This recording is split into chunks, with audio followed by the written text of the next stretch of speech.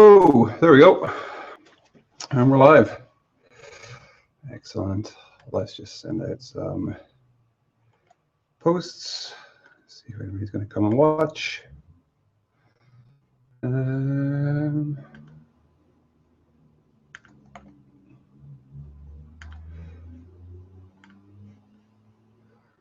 Twitter.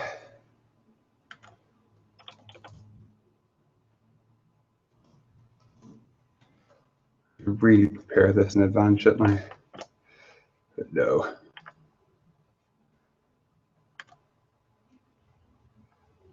And comment on Facebook, and then we'll get going.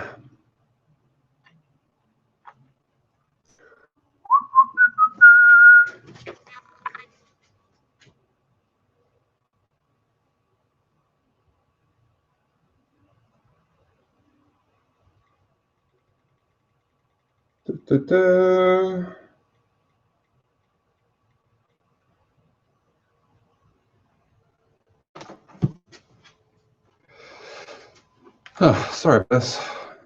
I'm totally not prepared for it today, but we'll get there in the end. Lots to do, lots to talk about. Hopefully a few folk will join in and give me some chat and keep me company. Because it's actually a beautiful day here in Glasgow, the first in like years. And of course, I'm stuck in here, which is just perfect. That's what I need. So someone will keep me company. And we're live.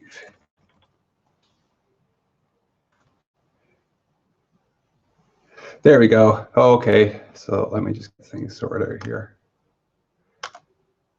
Excellent. So the camera's on, music, no music, volume's working. Okay, so hi. Welcome to a Saturday in the workshop with me, Tom from Sorenzo Props. I'm going to do some work. We're supposed to have a show last week, but I had to cancel, unfortunately. Some scheduling conflicts with myself and Alistair Watson, who's going to be the guest. So today I'm going to do some work for a change, rather than just sitting around talking nonsense. So what I'm going to do is I'm going to start the preparations for molding the Daft Punk helmet, the Guy-Manuel Random Access Memories version.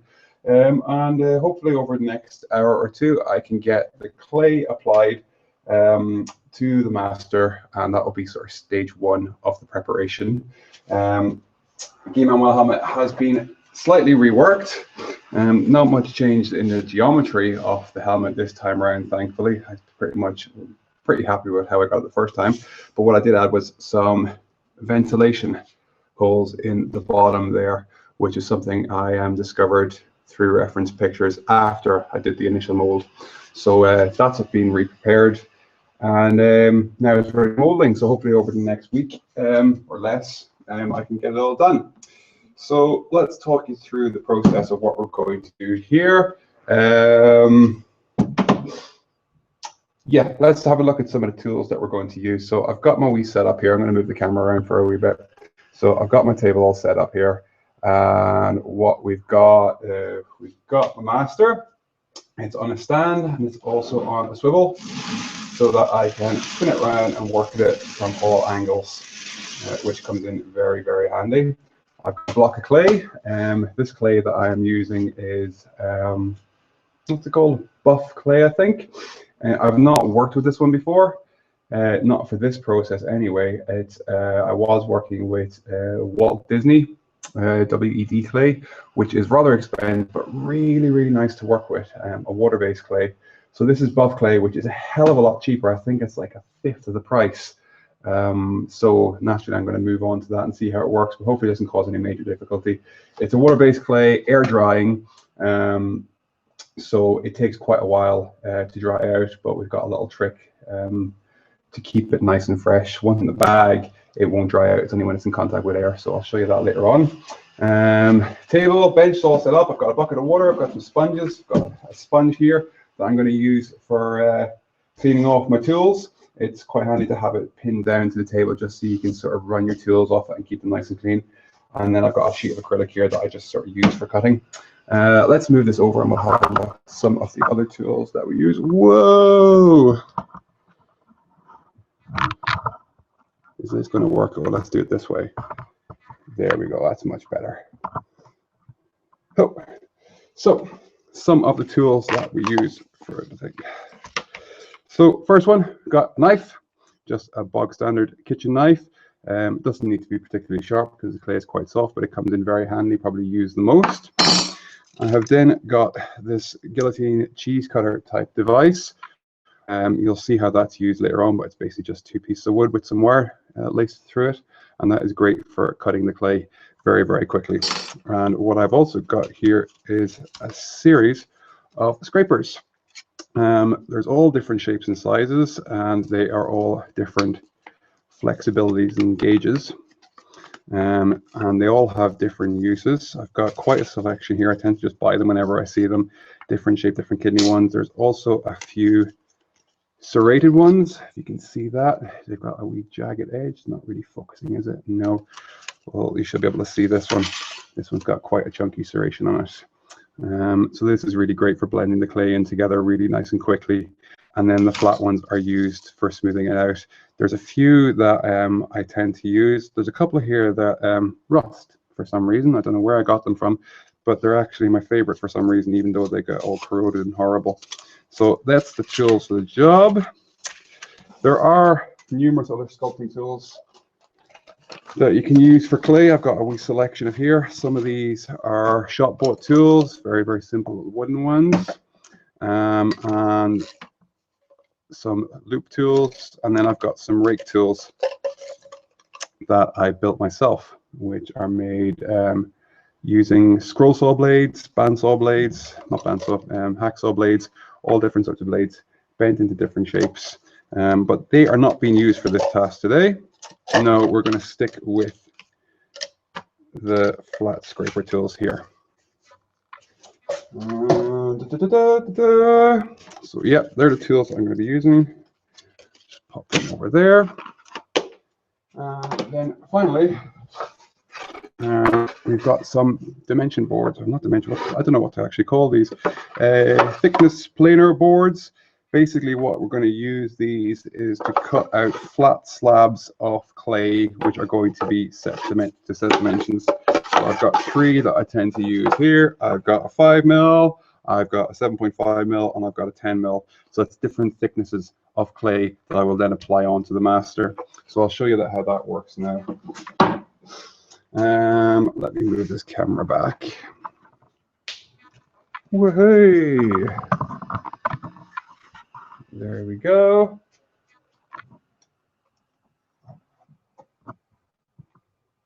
Here we go. Okay.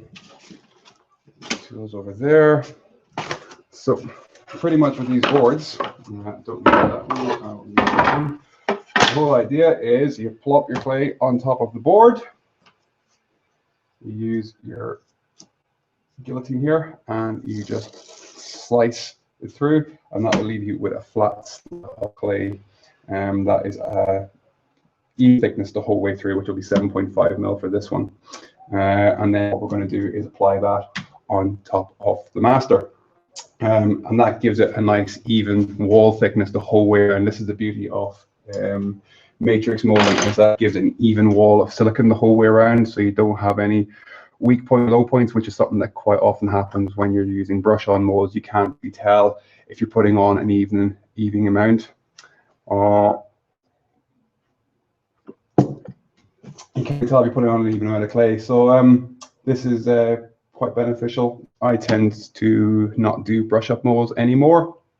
I'm sticking with this. It's a lot extra work, but the results are amazing. So I've just seen a question pop up here. Brilliant. Just to remind anybody who is watching, we've got a couple of viewers, that if you do want to ask a question, you can pop it on my Facebook page. My phone will go off here and I should be able to get it, or you can ask through the Q&A app. And here we have, it's more of a statement, and it's from Nexus FX, and he is asking, how am I so hot? Well, it's actually quite cold here today. Despite the sunshine in Glasgow, it's quite cold, but I'm working hard. That's how I'm so hot. So thanks for that. So anybody else wants to ask a proper question or give me compliments or comment on the temperature in the workshop, I don't really mind. feel free to do it through the Q&A app. So we're going to get going. And there's a few little things that I need to do before we get going. So as I mentioned earlier, it's an air drying clay. As I won't be able to do the whole process today, what we're going to do is I'm going to have to leave it for a day or two until I can apply the fiberglass outer shell. So to stop the clay from drying, I am going to seal it in a bin bag. Quite simple. And it's best to do this now because moving it later can prove a little bit difficult. And of course, this is a mistake I have made in the past, so I always remember to get it done first time around now.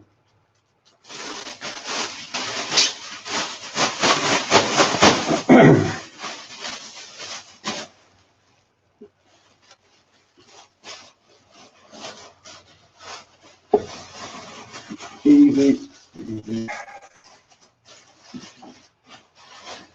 So it can get in the way, but it does make life a lot easier when it comes to sealing it up. And Nexus is back again with my beard. Is fantastic. Thank you, sir. As is yours. And there's a phone. Here we go. Oh, there's some people tuning in. Great. So, and yes, it's a Saturday afternoon, evening, and I'm in the workshop on a beautiful day, and I'm having a drink. I don't really care. So, what we're going to do, a mistake that I made the last time, I don't know if any of you have been following my work previous, but a mistake that I made the last time around was preparing the master to a really, really high level. So what I did was sanded it, smoothed it, got it really, really perfect at a primer level, and then applied layer upon layer upon layer of gloss paint, give it plenty of time to dry, and then I sanded that back to a 2000 grit finish.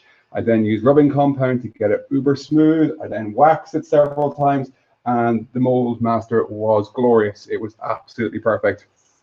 What happened then was I covered it in cling film and then covered it in clay to apply the hard outer jacket. Unfortunately, the cling film trapped all the air inside. The paint was still giving off some gases, and it softened and became all crinkly and horrible, which meant I had to strip the whole thing back and start again.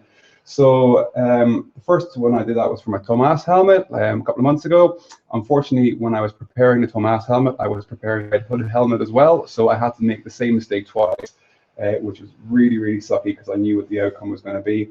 So this time around, I have not done the final preparation to the master. Instead, I just left it at what it was molded last time, which is a primer finish.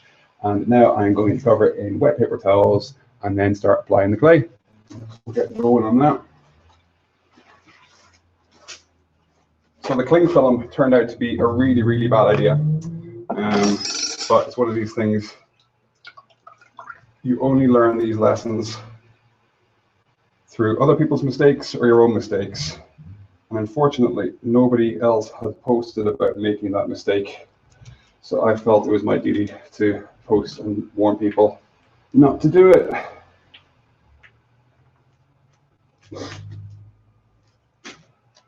So I would love to have some music on in the background, but I'm pretty sure that if I do, YouTube will pick up on it, and then my archive videos will have some sort of copyright infringement. So instead, I'm just going to have to either work in silence or keep yammering away to you guys. Here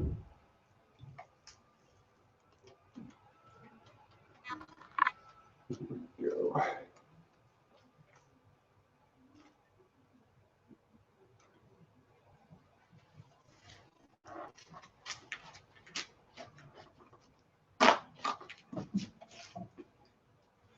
So by wetting the paper, it just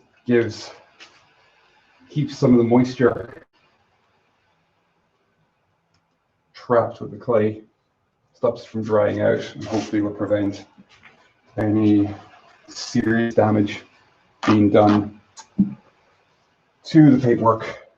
And then hopefully in a couple of days, once I get the fiberglass jacket put on it, I can take all the clay, strip it away, and the mold master should be as I left it, just a little bit dirty.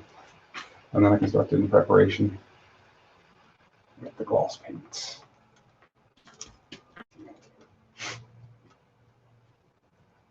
It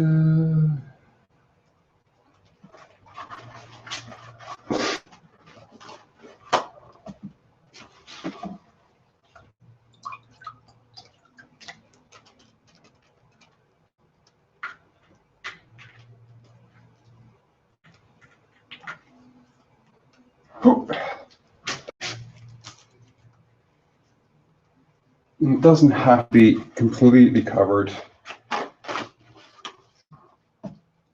A rough job will do. It's more about keeping the moisture in there. It's the most important part.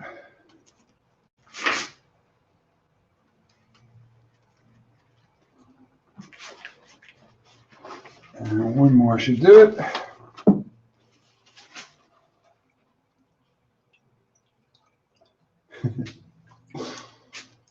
Okay.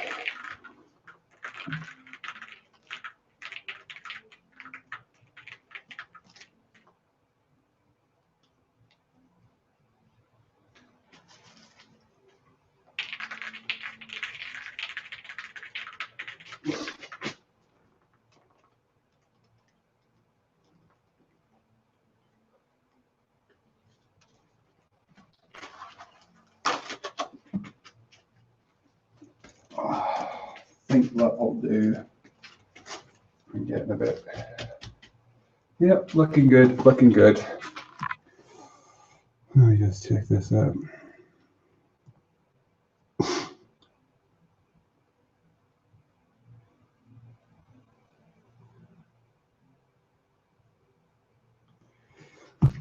Okay. Oh, what was that? Keep my phone on silent so it doesn't go crazy. Excellent. Right. So now that it's covered, now it's nice. My helmet's nice and damp. We can get going with some of the clay. That's it. Okay, so let's move that out of the way. So what we got? Okay, Nick's back. Nick from Nexus FX. All of us across the pond will continue to swoon over my voice. Amazing. Did you all celebrate St. Patrick's Day? I wonder. It's quite big over that side, isn't it? One of probably my least favorite day to go out for a drink, because there's only one thing worse than drunk Irish people, and that's drunk people pretending to be Irish. So I was at home in bed sober for St. Patrick's Day, and many of my friends were very, very disappointed. Apparently it's a new trend with Irish people not to go out and celebrate St. Patrick's Day. Quite a few of us stayed at home. Okay, so now we get to the fun.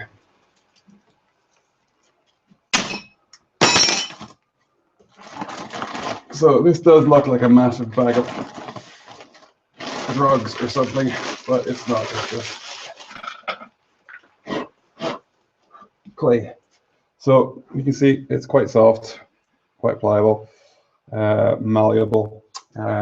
Like I said, this is a very, very super cheap clay, which I think cost about £8 or £10 here. And the same amount of clay, the Walt Disney wed clay, I think was, I think it was like 40 or 50 pounds for the same amount. But the wed clay is beautiful to work with, but unfortunately you only really get 1 or 2 uses out of it. So it doesn't really make a lot of sense to be using it for jobs like this, especially when you're going to be throwing it out straight away. So who we got? We've got Mark Brogan tuning in. Mark's a friend of mine here, and they swoon over my voice here too. Very nice. Cheers for tuning in, Mark. Right, let's get going. So one of the things I had to learn with the matrix molding was what thickness to make the walls. So I've already shown you these boards that I've made up, these thickness boards. So what I found is the thicker that you make it, stronger it's going to be, the less chance of it deteriorating, less chance of it deforming. The problem with that is you're going to have to use a hell of a lot more silicon, and the mold is going to get a lot heavier. So I think I've got one here. Oh, let me grab it. So here's what I made earlier. This is the Human After All, Electroma era of Guy-Manuel. And this one, I'm pretty sure I made about, yeah, about 10 mil thick, which I feel was a little bit too heavy. I also made this out of smooth on product called Plasti Paste, which is really, really, really nice to work with. But unfortunately, you need to apply quite a lot and it gets quite heavy. So this is one of the heaviest molds I've ever made, and it's a pain in the ass to actually take a casting from. So last month I changed to fiberglass. And fiberglass, I've always hated working with fiberglass, but the cost and the strength and the weight of it really makes sense.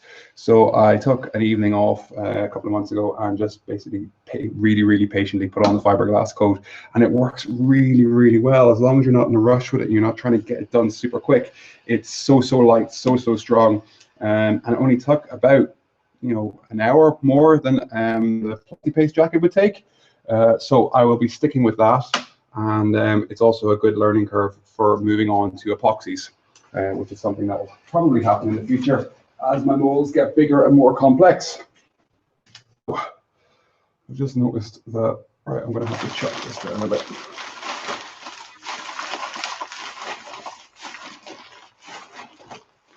So ideally I just flip this upside down and start cutting chunks from it, but my board is not big enough. Oh, maybe it is. Okay, we'll give it a go. Right. Here we go. Cutter.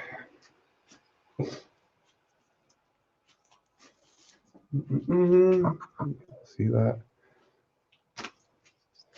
And then what we're going to do,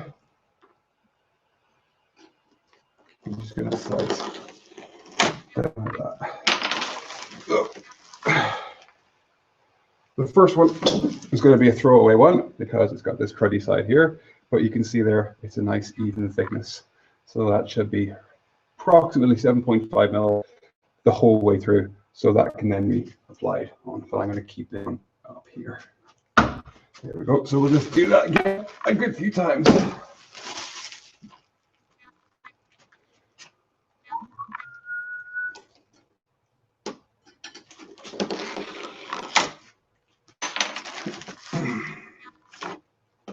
So I might get this one here.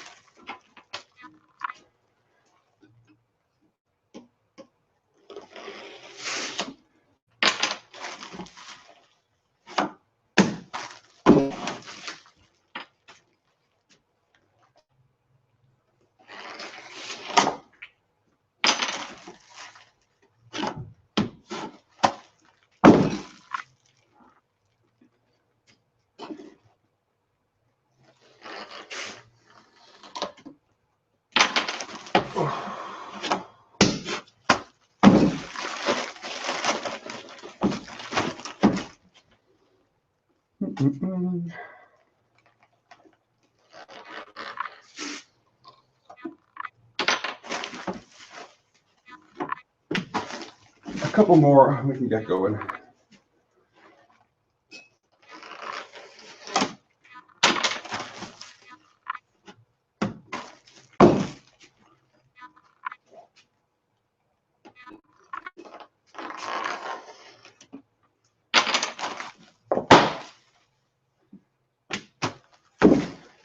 Right, that should do for the time being. I'll just move this up here. So I'm working backwards today. For the camera, I would usually have all this over here and this over here. So hopefully it won't affect my productivity too much. Let's just get some of these tools out of the way. Don't need that, don't need that. I will need that one, that one. Yeah. Okay.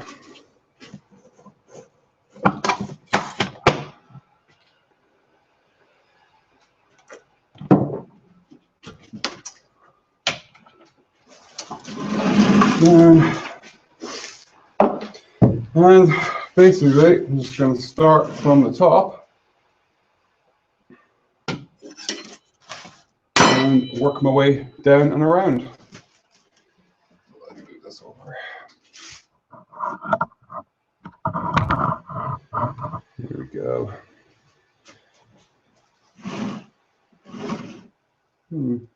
That'll do. Okay, so it's all covered in wet paper towel. Got my slabs of clay cut. There's a little bit at the end that's a little bit thick, so that can all be removed as we go. So the knife is one of the handiest tools because it just cuts through it.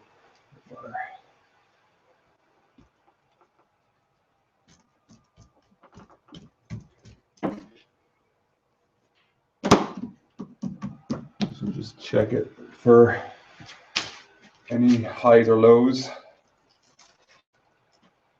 and it should stick to itself,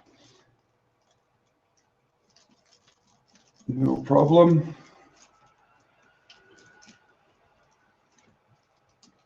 And that wet paper towel should keep it in place as well.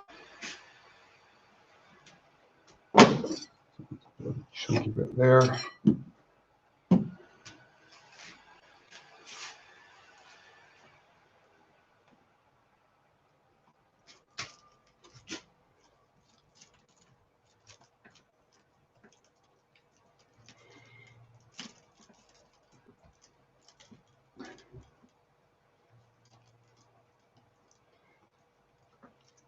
So at this stage, you want to try and get it in any recesses there might be on the piece, on the master. You don't have to squidge it right in there, but just so it's taking the basic shape. I can go down here. There's a bit of some ins and outs. We've got this cone shape here, and then there's a little bit of a recess there. So just making sure that the clay goes in there, at least is kind of following it in a little bit. But it doesn't have to be super tight. You don't want to put any sort of you don't want to decrease the thickness of the clay, because that will lead to a weak spot in the silicon. But if you do, you want to make sure that you fill it back up again and you keep it nice and even. So I start working down the front.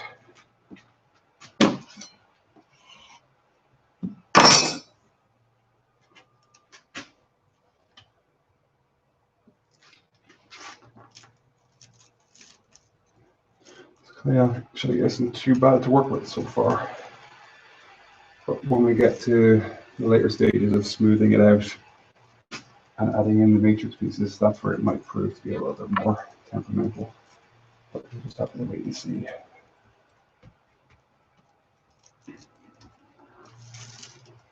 Okay. That piece is quite thin there. I didn't notice that, so I'm just going to carefully take that away. There you go. So there you go. It's nice and looks about 7.5 mil.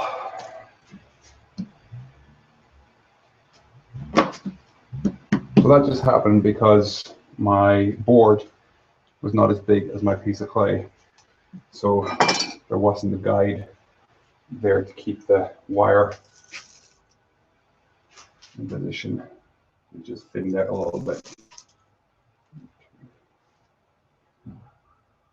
Let's shove it in there.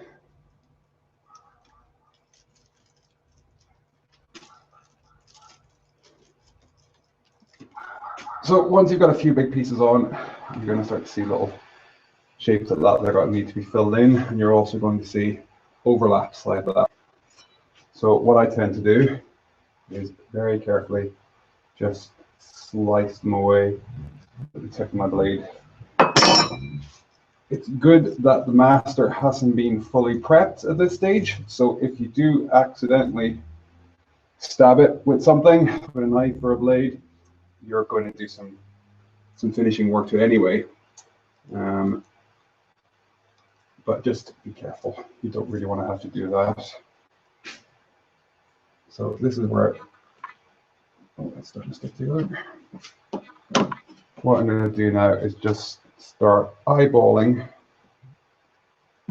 water.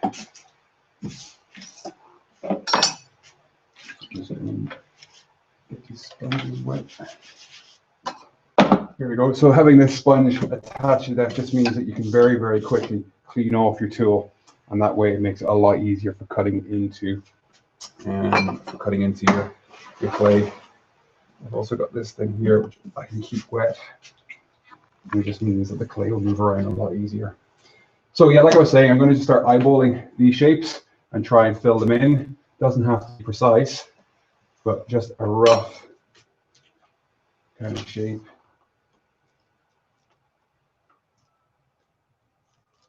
And then there's a little bit of an overhang there, so I'm just going to, that's the wrong way, I'm just going to slice it away.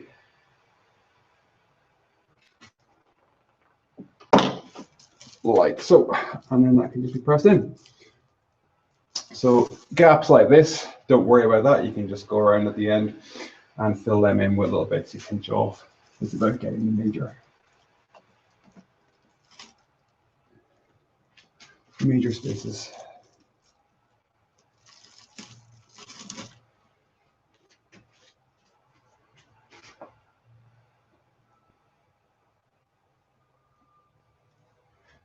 Okay, I'm just going to press this one down a bit more.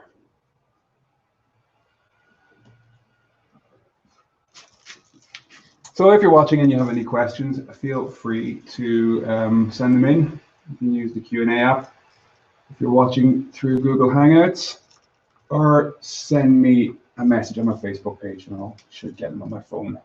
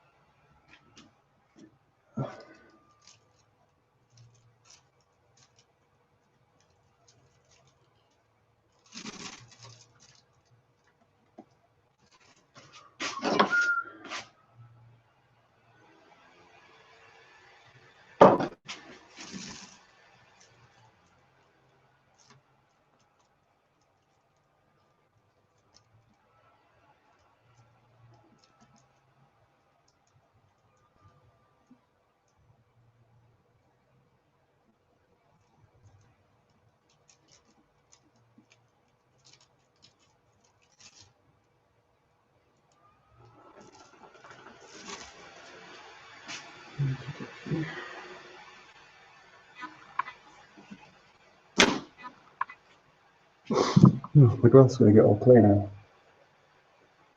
Okay.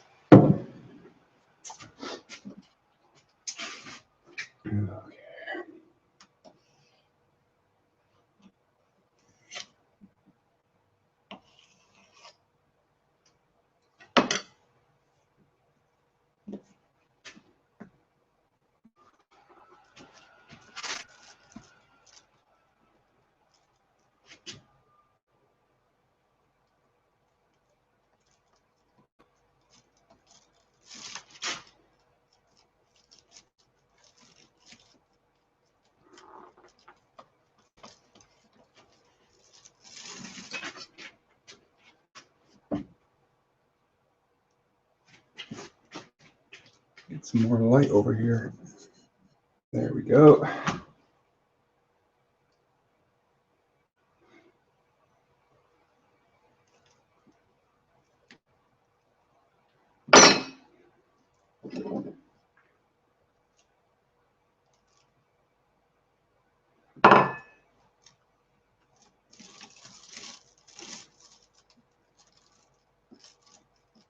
It's going to be a weird one for people watching back on YouTube, I think, because usually with a tutorial video, they would fast forward the boring bits where the dude's just working for a period of time without saying anything.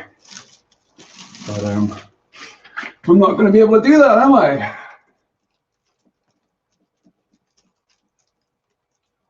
Okay, so we're now getting to the lip, And again, it's really important that you get it in nice and tight underneath. This is one area of a mold that usually causes problems. It's the opening to the mold, and I've made quite a few molds now, and I still haven't perfected opening. Getting damn close, but not perfected it just yet.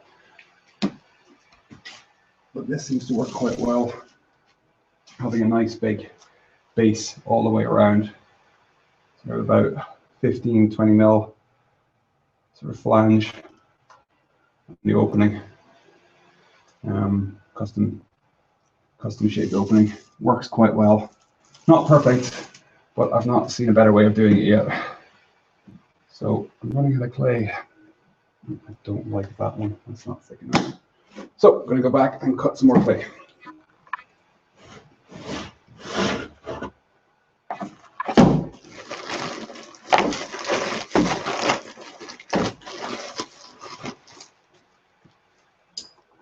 There we go. Got a bucket of water here with a sponge in it, just to clean off the tools. They tend to work a little bit better when they're wet.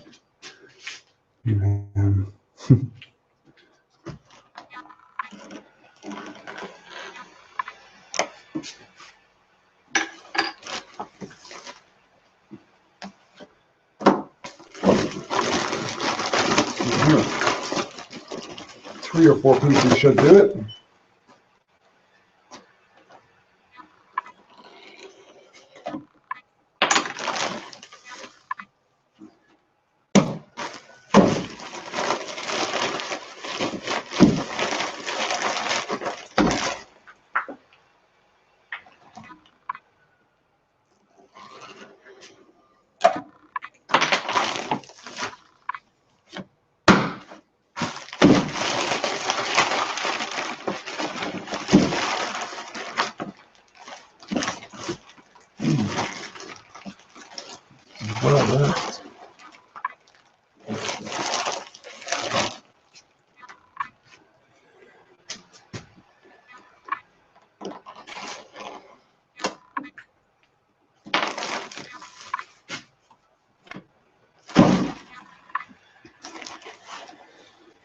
So I suppose I could always put in the comments at what point in the video I move on to more interesting stuff. Yeah, I must remember to do that later on. So if you're watching on YouTube, check the comments and I will tell you what time I move on to different stages of the process. Easy. Who's that?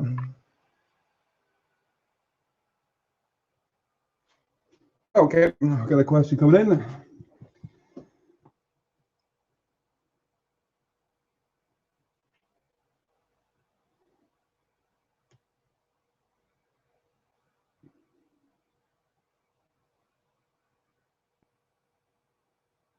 Okay, so Art Stoop has just messaged in saying, could you please explain if you're going to strengthen it with thick clay lines, why you're doing it and why there? Okay, that is what's going to happen next. Once I have the first layer of clay on, which is 7.5 mil thick the whole way around, I'm then going to add in the matrix lines, which are going to do two things. They are going to strengthen the mold, giving it a little bit more rigidity without having to make it double the thickness. And they are also going to act as registration keys to the hard outer jacket. So you can see here on this Tomas one, you can see these areas here, and here, that is the 7.5 mil layer of silicon. And then along here, little segments there on the chin and around the back, that is the thicker line, which was made from 10 mil clay. And you can see that forms a nice little cross, and that just evenly holds that section of clay, section of silicon together. You can tell very quickly by putting your hand inside the mold whether it is registered or not. and just keeps it all in place. I will, once I actually get on to adding that section, I'll discuss where I place them and why I'm doing that. But that's a few steps ahead. So hopefully that helps you. Or sorry, Art. What's his name?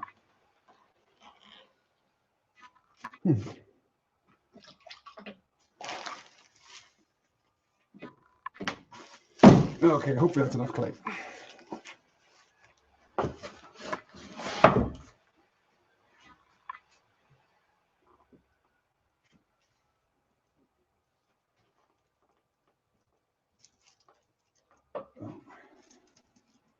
I'm not sure how quickly this stuff dries, so I'm just going to keep it moist just in case. It's not going to completely dry out, but it may just make it a little bit more difficult to work with. So let's get a piece in here.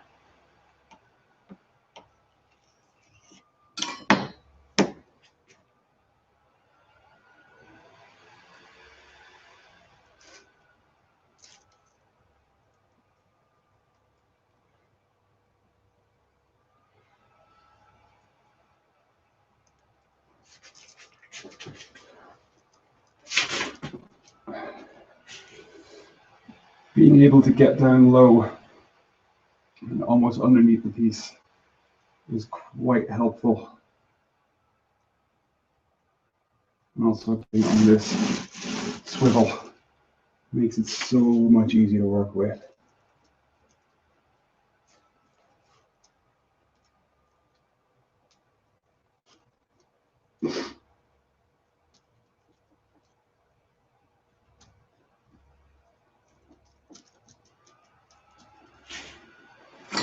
Okay, try and fill in this gap here.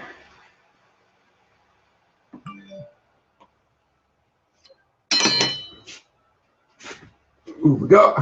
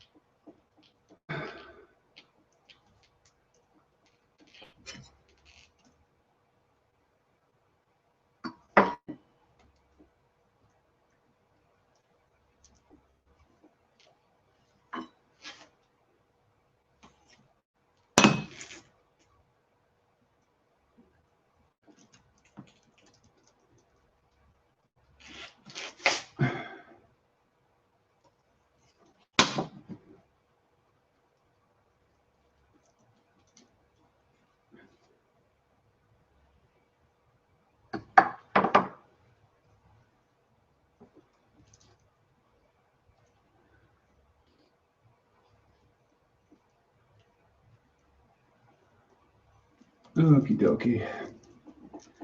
So just filling in some of these tiny little gaps here. I'm not being too precious with it. I'm just shoving some clay in, making sure that I've got everything covered, all the gaps filled. It's much better for it to be thicker than too thin. Too thin, it means you're going to have weakness in your silicon. Too thick, you'll see in a few minutes, it's going to get scraped away when we do the first pass, the serrated tools. So yeah, you got some gaps, fill in, make it too thick.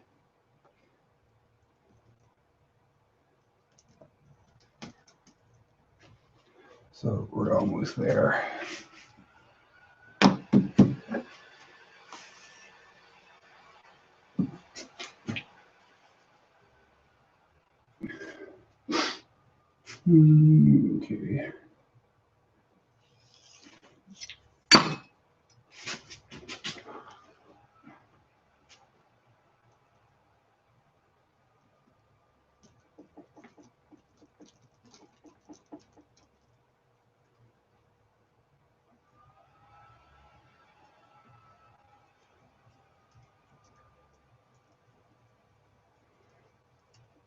Okay.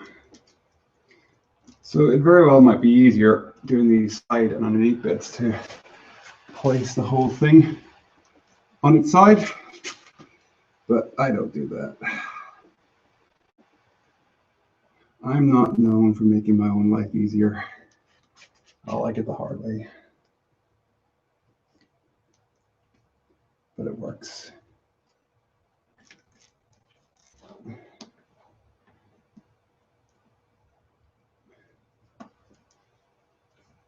There probably are easier techniques and different tricks that you can use to make doing this process a lot simpler, a lot faster. But I tend to I research, but I don't. Once I find the method, I have to just go out and give it a go and see if it works.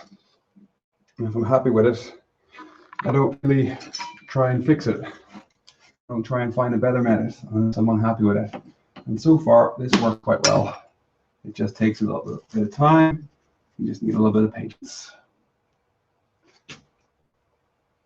And that's the one thing I've definitely learned from doing this job, is you need patience. Most of my mistakes and fuck-ups have been made from lack of patience. Or being under pressure. Yeah, deadlines are a good one for messing stuff up. You panic, you rush, and you ultimately make the mistake. It sets you back even further. So taking your time is the way to do it.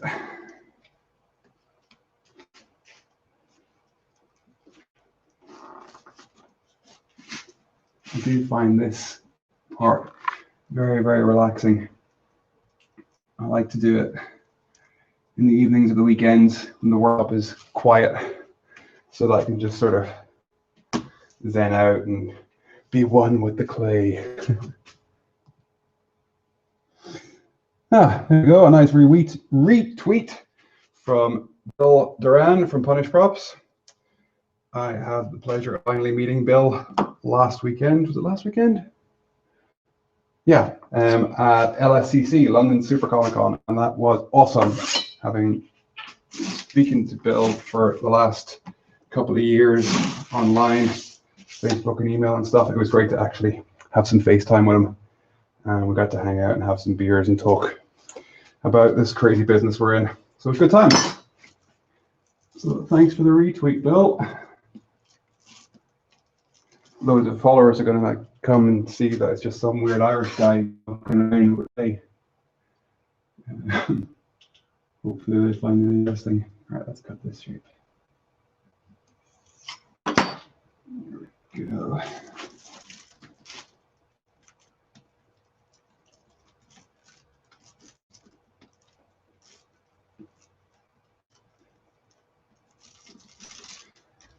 Just a few more pieces to apply.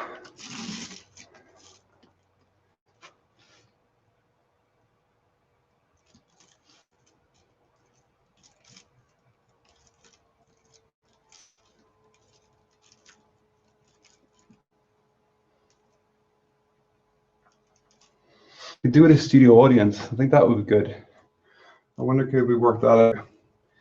Have people heckling and cheering or asking questions.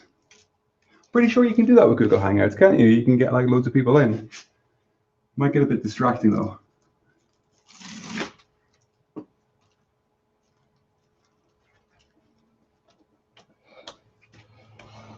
Something to think about for the future. Would you guys be interested in that? Doing a live Q&A sessions. I don't know, I think it would be a disaster. There'd always be some jerk that would come along and just try and cause trouble, eh? Yeah, okay.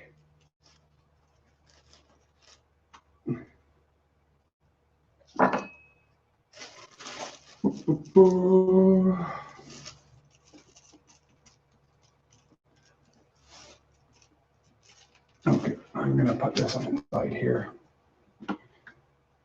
Just so you get the bottom bit.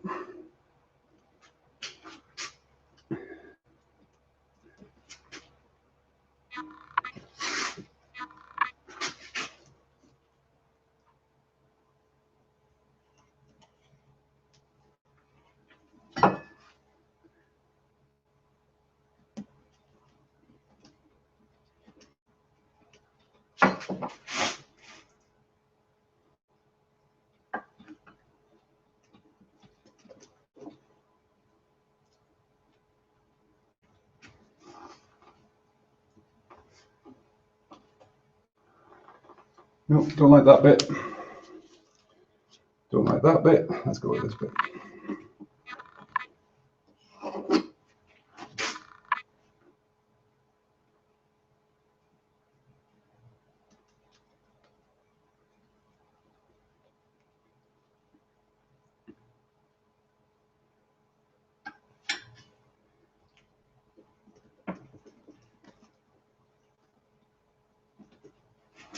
Right.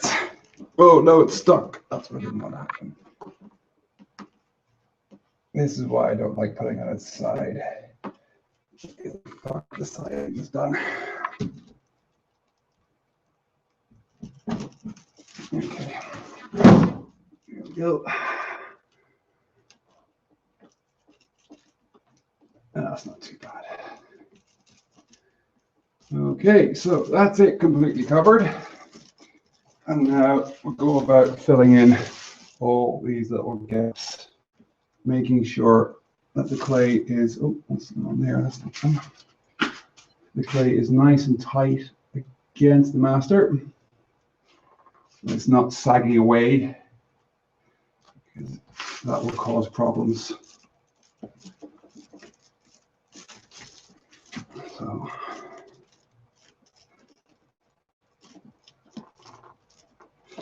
it's just trying to find recesses and those features of the master. Just like that's starting to pop out there. I don't like that. Just making sure it's all pressed in nice and tight.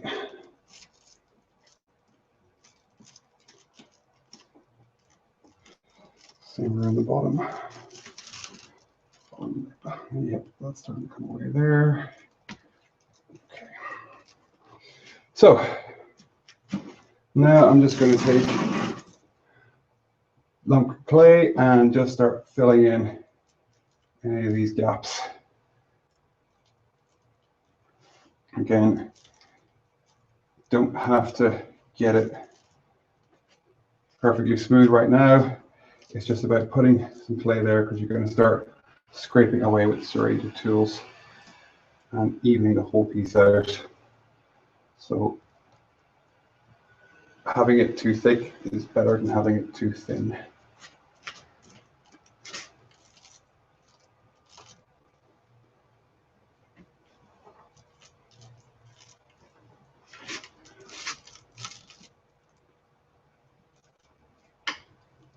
That's quite a big hole. That's where I put my thumb in it. There we go. Don't want that.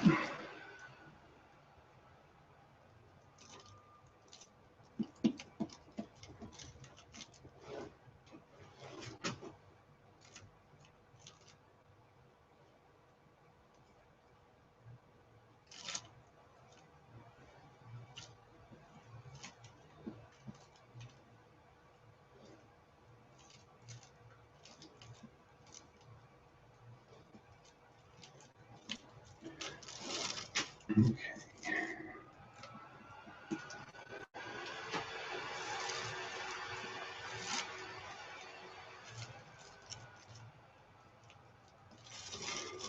And again, just making sure that the clay is holding tight against the surface of the master.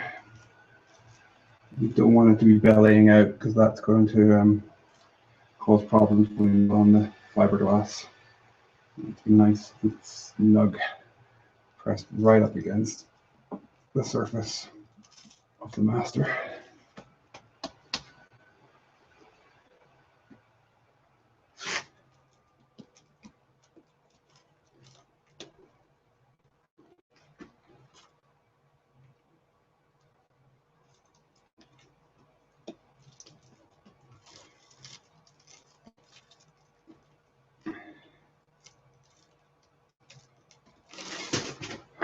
I'm happy with this section down here.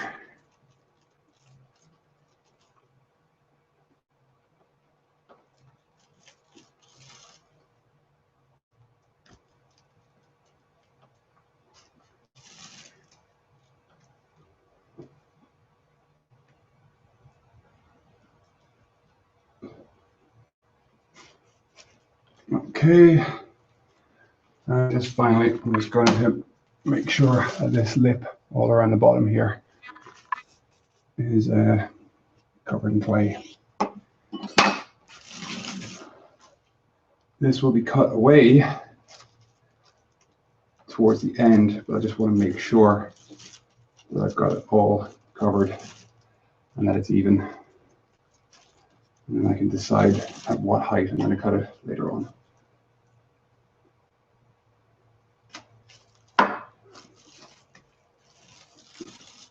Here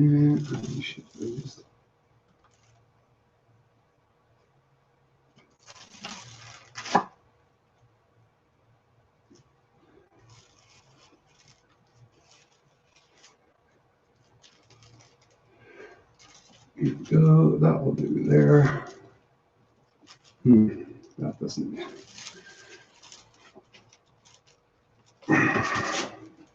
So that piece there was starting to belly away, which is not ideal. So you just got to constantly be checking your work. Just because 5 minutes ago it was right and hugging the master doesn't mean that it's going to stay that way. So just constantly checking it just to make sure. But once we start adding in, I don't like that, the support strands, strips that are going to strengthen up, and they should be able to put it back into place. So yep, that's it, just about done.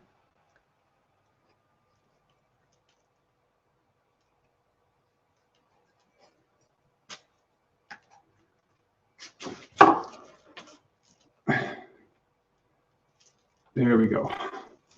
Stage one, just covering it. 7.5 millimeters of clay all the way around.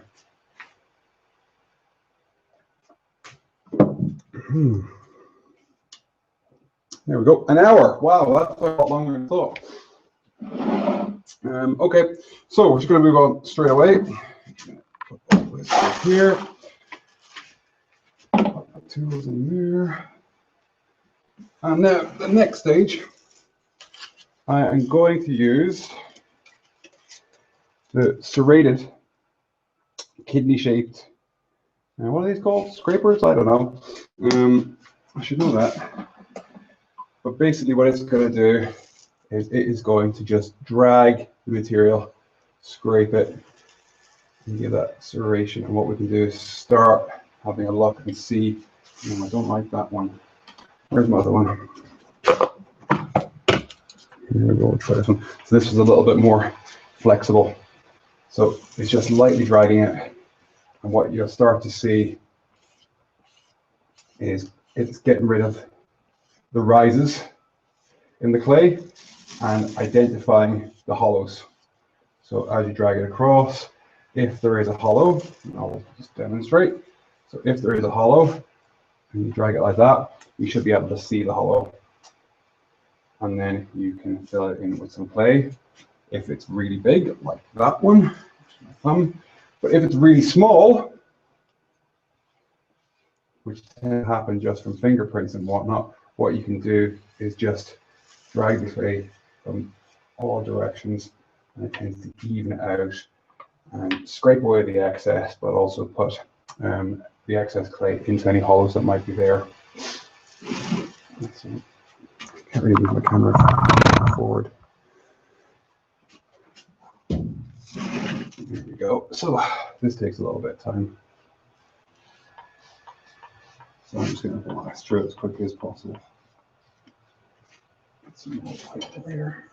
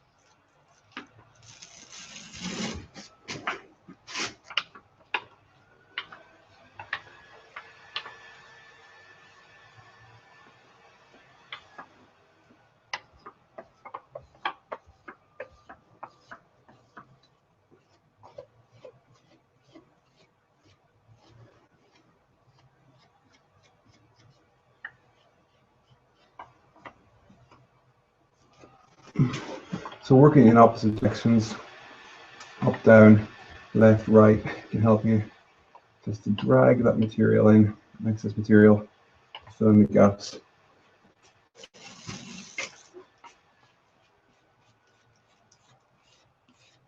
And again, with something like this, it does not have to be perfect. There are some mold makers out there who are just, who've obviously been doing it for years, who can get it looking perfect really, really quickly. But that's what they do for a living, so you'd expect them to get good at it. But at this stage, it's more about keeping it even, for me anyway. I do like my molds to look pretty, but I want them to work well, more importantly.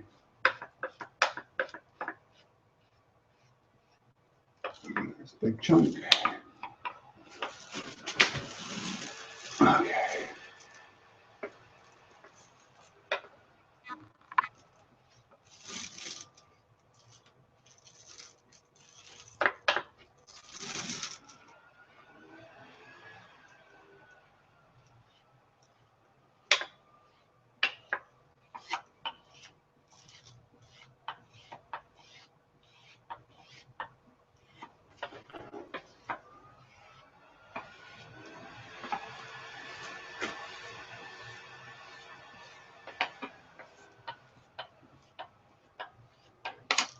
Okay, that's enough. Seems to have a steady number of viewers. Excellent. Maybe they're just coming and going. Those of you who are watching live, thanks for tuning in. I hope you're finding this interesting. Not too boring.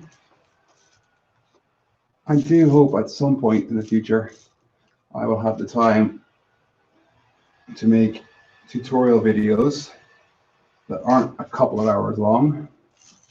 Oh, okay. That bit is starting to sink away, so we just need to get that pushed up. There we go.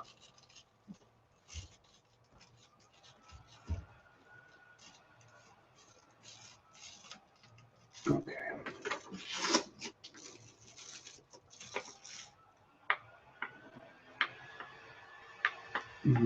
After that, let's see. So this is possibly due to the cheaper clay. It just does not seem to want to sit in this overhang. So it's something I'm going to have to pay attention to later on, so that it doesn't lead to any problems further down the road. With silicon being so expensive, you only want to make a mold once. Messing it up is not very good. Thankfully, touch wood, I have not had any major problems with molds. A few molds that could have been a bit better, but they always worked. I think there was one back when I first started out, my first mold for a Thundercat sword. I built that all wrong, but thankfully it wasn't too huge.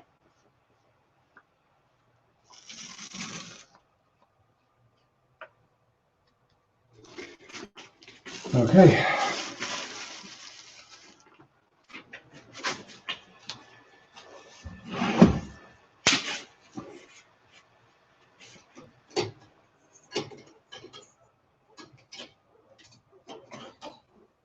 There we go, get some light in there.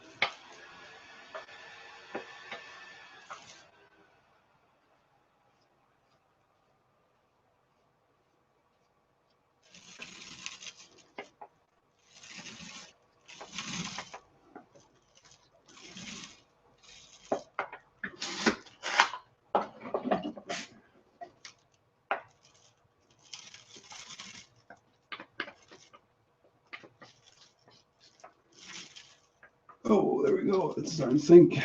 Push that back up.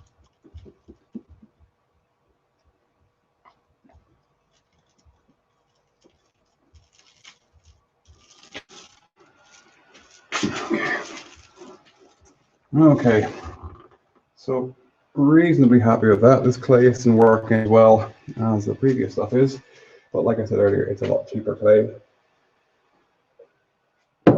So shouldn't cause that many problems. Taking a little bit longer than I would like. And now we're going to use one of these flat tools. I like to use quite a flexible one.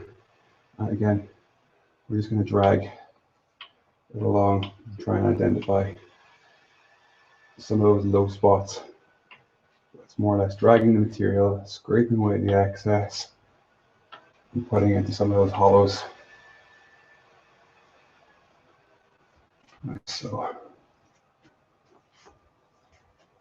And again, working it from different angles, up, down, left, right, sideways, just trying to smooth it out as best possible. And again, we're not looking for perfection.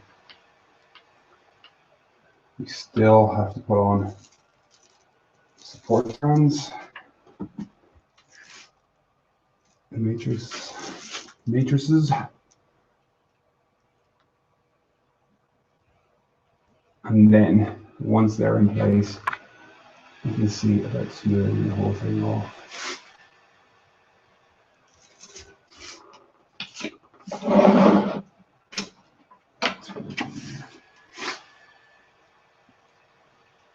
This clay smooths off quite nicely, actually.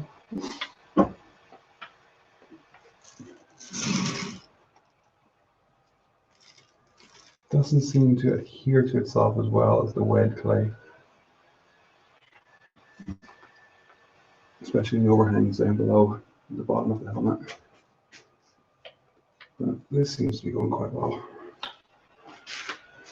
Quite happy.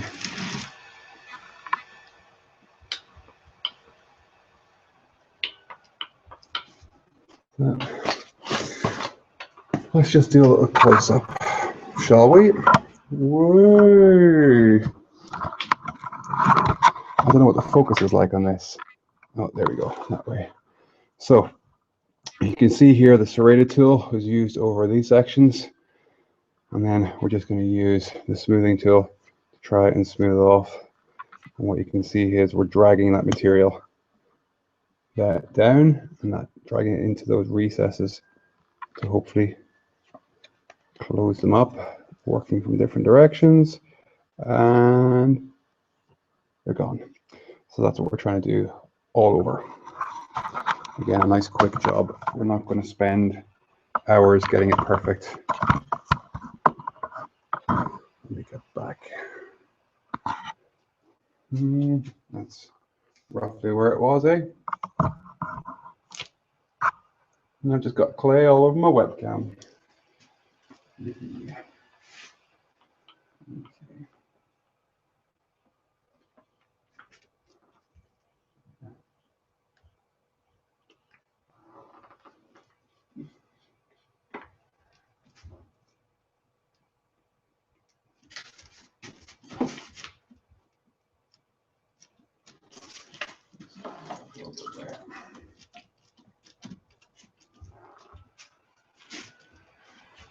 Again, it's a water-based clay, so adding water to it will soften it up and just make it a lot easier to work with.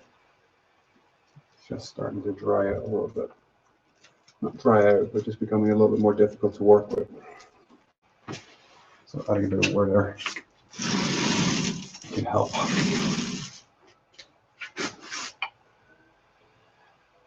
It should make it a little bit easier to smooth out.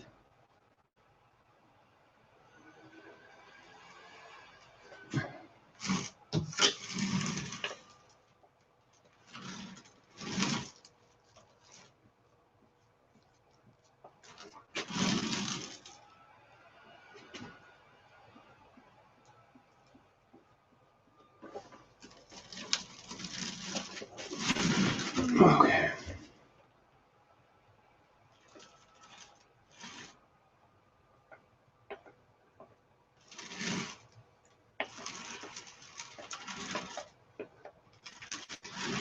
So these kidney-shaped ones, something like that, can come in useful for these are meat sections, especially when there's a bit of a sort of a sharp angle.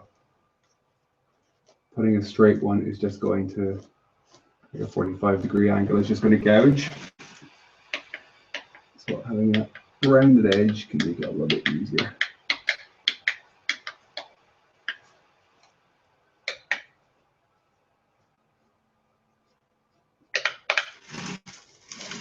There we go.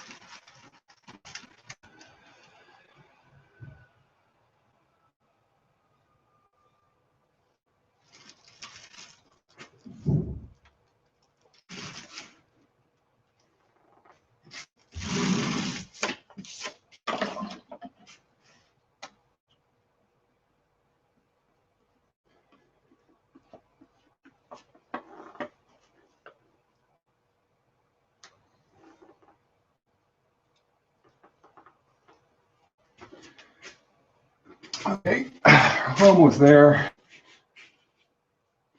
What time are we on? 7. I had hoped that this would take me 2 hours. Not sure if I'll get it all done, but hopefully. 2 hours is far too long for a video. Ain't nobody got time for that.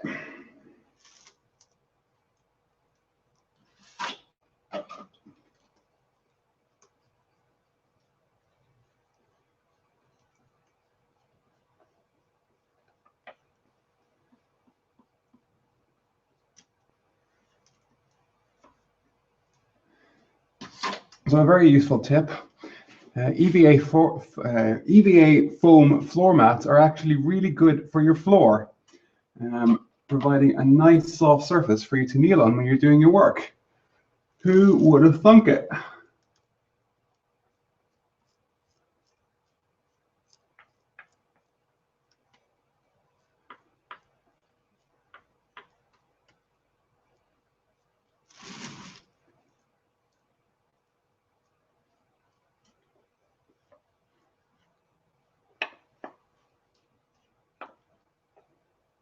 Okay.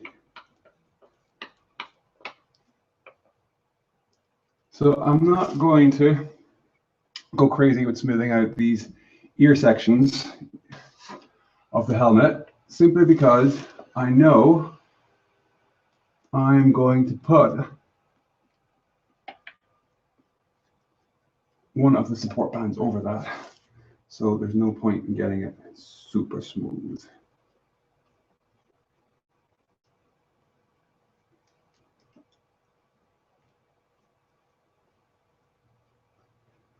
Alright, so it's time for my RAM one. There's a little recess in here.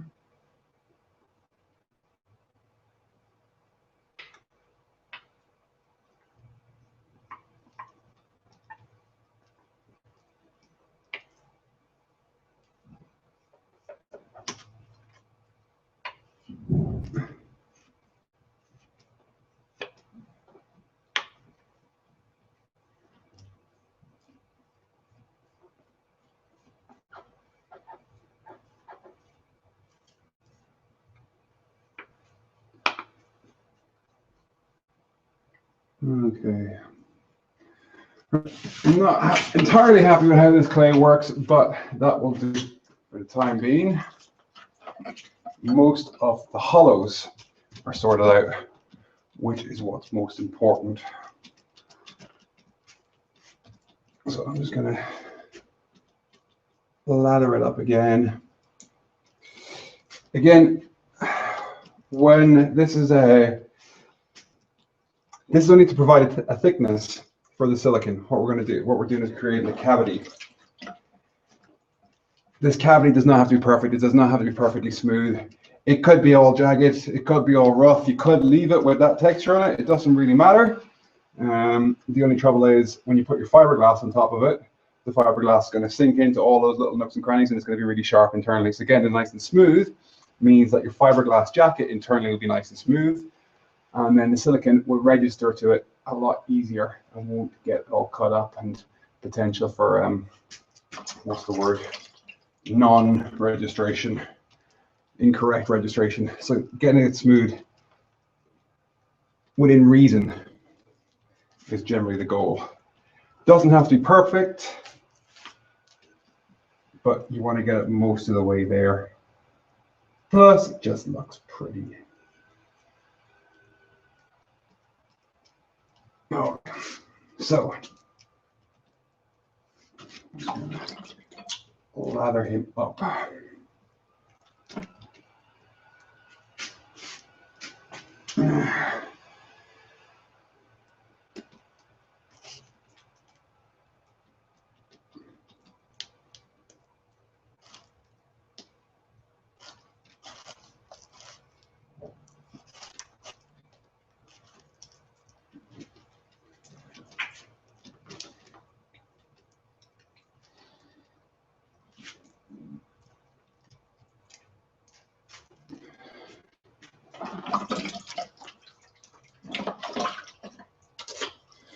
So that is stage 2 done.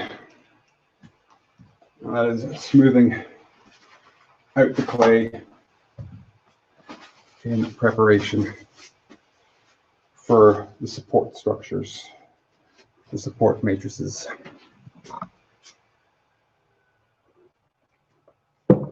Oh no, I'm almost out of cider. Here.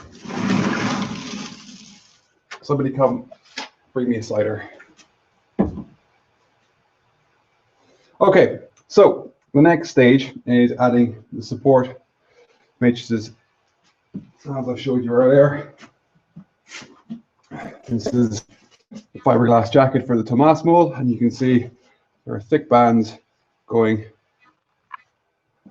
across the way and up and down, vertically and horizontally, and we're going to do more or less the same. There's also a split line you can see here on the fiberglass jacket, and that is so you can release it. So we're going to do a 3-part jacket, just like this, just like the Thomas, and it is going to look incredibly similar to this one, which is my Human After All era Guy-Manuel, and you can see there's a big support structure there. There's one on the split line and another one there. I'm going to do things a little bit differently this time because I'm not entirely happy with this one. So I'm going to try something a little bit different. I haven't actually figured out what I'm going to do, but the back is going to look something like that. You can see there. So I'm going to go to the next stage. Get my tools, pop them in the water, keep them clean. We got some clay here that we don't want to use. Get this down.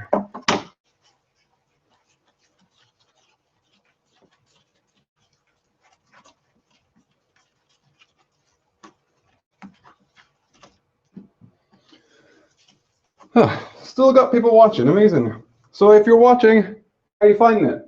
Any questions so far? Does it all make sense? Why aren't you out doing something fun on a Saturday? Unless you're watching from another country and it's only Saturday morning. But yeah, give me some chat. What are you up to?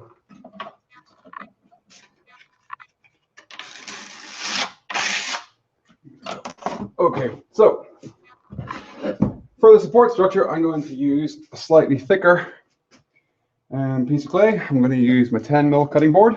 And the exact same process as before. I'm going to pop the clay down, make sure that the wrapping is in the way. Oh, I see what I've done wrong here. Double wrapped in it.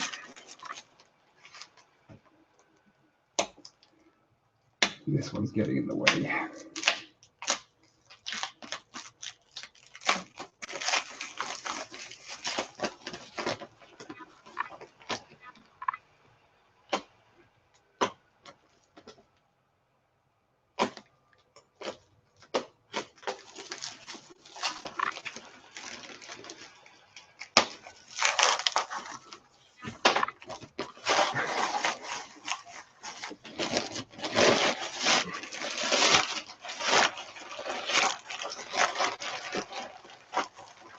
That's better.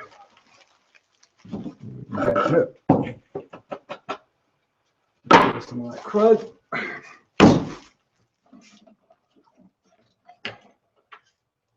And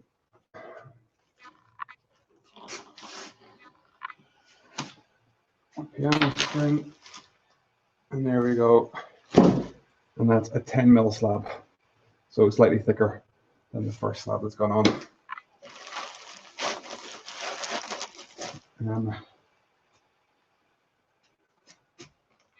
I'm sure that professional mold makers have some sort of rule of thumb for determining how thick a wall thickness should be, how thick a matrix bar should be, a support bar should be, but I don't know it. Because I'm still learning all this stuff, really, aren't I? So if there are any professional mold makers out there who have some sort of secret formula or algorithm to determining these things, let me know. And until then, I'll just go with trial and error, which has served me well so far. There we go. So, some 10mm beams. So what I've been doing in the past, out of the way please, I have been using a steel rule to determine the thickness of my support matrices. Hold this here. So what I do, very simply, get my knife,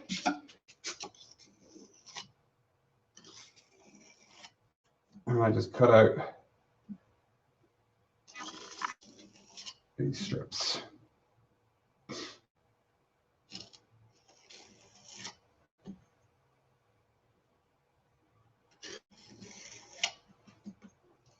Nice and easy. And there you go. We'll use a strip like that. I've seen thicker being used. I've seen thinner being used. And the reason I do it this thickness, because I have a ruler here and it's very easy to clean. And it's just what I started with. So yeah, that's what I do. So there's a few uncertainties. I know that I'm going to have a split in the jacket. There's not going to be a split in the silicon, unlike the Thomas mold. This is going to be a one piece, and what I'm going to do is use a specialized blade to cut a seam all the way up there, and that way there's only a small section of the casting that will have a seam line on it, and everything else will be perfect. So it's just the jacket that needs to be a three-part. So I know for a fact that I'm definitely going to have a seam going up the front center, and then I'm also going to do a seam along this back piece, which is sort of the top of the visor in the Guy-Manuel helmet, and that's going to go right down to there, and that is enough to open out to let the silicon come away. There's no overhangs in the back, so the back should just pop off the back section. So I know for a fact that's going to happen, so I will just start laying them down.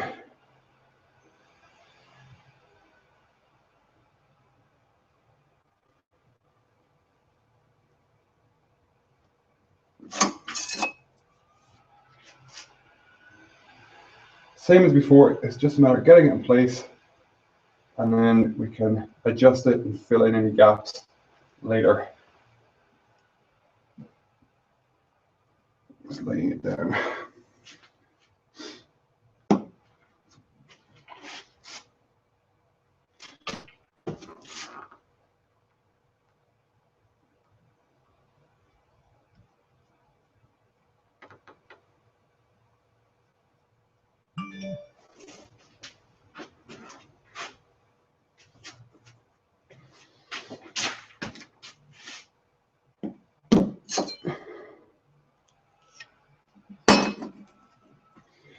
And I'm going to run a piece right over center of the ear section.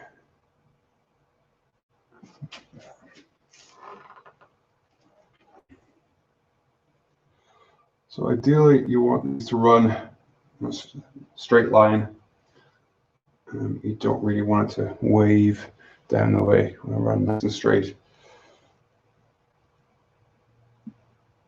Doesn't always work out like that, but that's what we go for.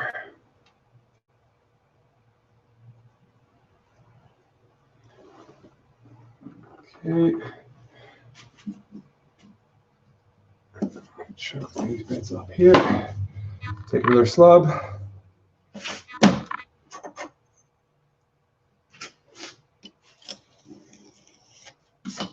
Use the knife to cut out your strips. It's going to be wonky.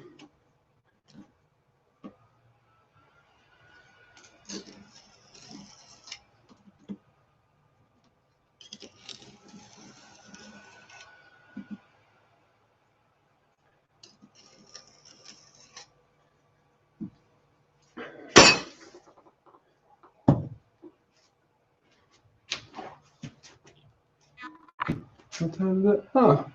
Never know, I might get this done in 2 hours. Now, where did that piece go? That one's right there.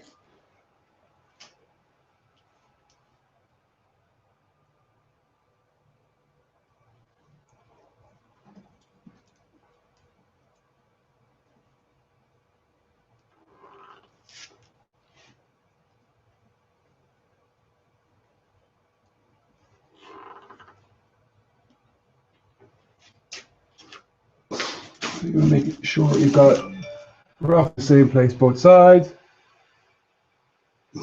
Okay, just got a question in from Art again. He's asking about the clay. Does the clay have to be dried?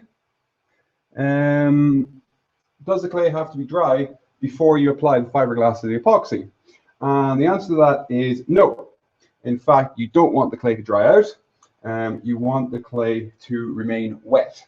The reason for that is if it dries out, you may get some cracks in it, but also when it dries out, it's going to be a lot harder to remove. And if you're on a budget, if you don't let it dry out, you can potentially use it again. And I have managed to use Walt Disney clay, wet clay, twice for the same mold, and it worked just as well, which is good because it's really, really expensive. What I do, because it is a water-based clay, and fiberglass and epoxies and the like don't really like water, what you do is you seal it. So you can seal it with a basic lacquer. So just a rattle can lacquer will do, and empty a can onto it, and that will create a barrier between the water and the fiberglass, and it works really, really well. And it doesn't really affect the clay that bad. But no, you don't want it to dry out. I'm not sure if drying out would be a good idea at all. I think it would crack, and you wouldn't get the results, and it would make it a lot more difficult to remove. So yeah, definitely not. You may have missed earlier on, Art, that I have this plastic bag here, a bin bag, and what I'm going to do at the end of the night is I will lift the plastic bag up and tie it over the whole entire piece, and that will create an airtight seal, relatively airtight. It doesn't have to be completely airtight. Similar to a bag of clay is wrapped. A bag of clay, even though it's air drying, will stay good for, I don't know, a year, maybe 2 years, as long as it is sealed in a plastic bag. and the air isn't allowed into it. So I'm going to use the exact same premise by wrapping it in this plastic bag, and that means that I can work on it again tomorrow, or I can work on it again on Monday when I get the fiberglass, and I won't run the risk of it drying out. So I hope that answered your question. And tuning in from Holland, by the way.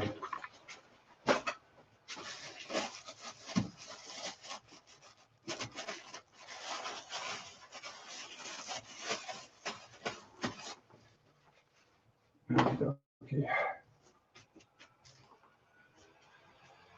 So this is not exactly in the center,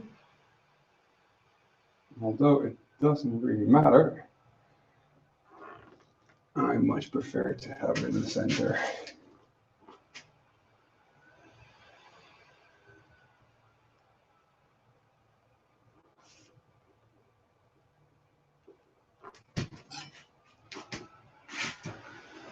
I'll just easily chop that off.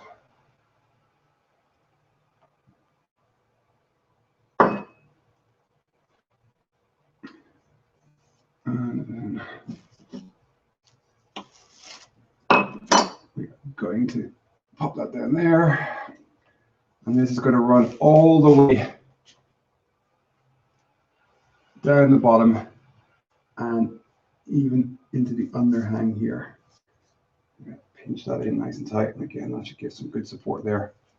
So you can see there, it's going to run all the way down to the bottom here. And that will hopefully give some nice registration along the lip of the mold, which, as I said earlier, quite often causes most of the problems as the first place to sort of deteriorate and go on a molding.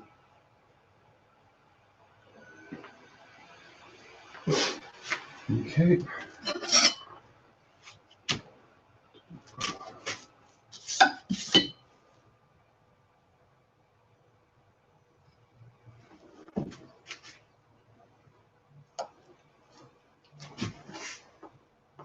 Almost. Let me just fill it up.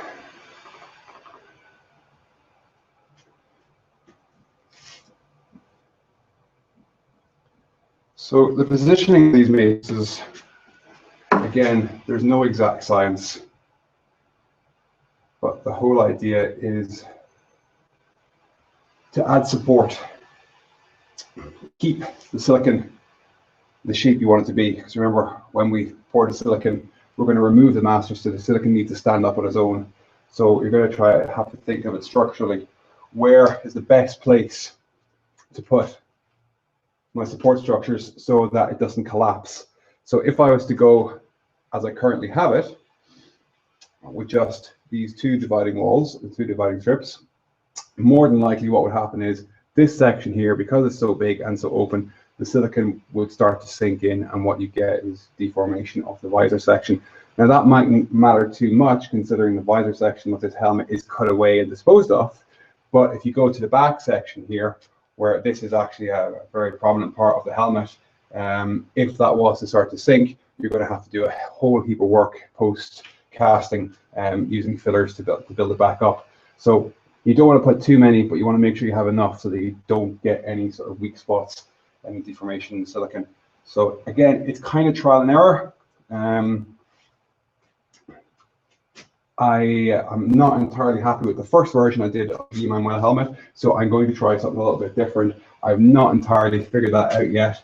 I will sort of think about it as I go, but I do know that I am definitely going to run a band across here. So that's what I'm going to do next.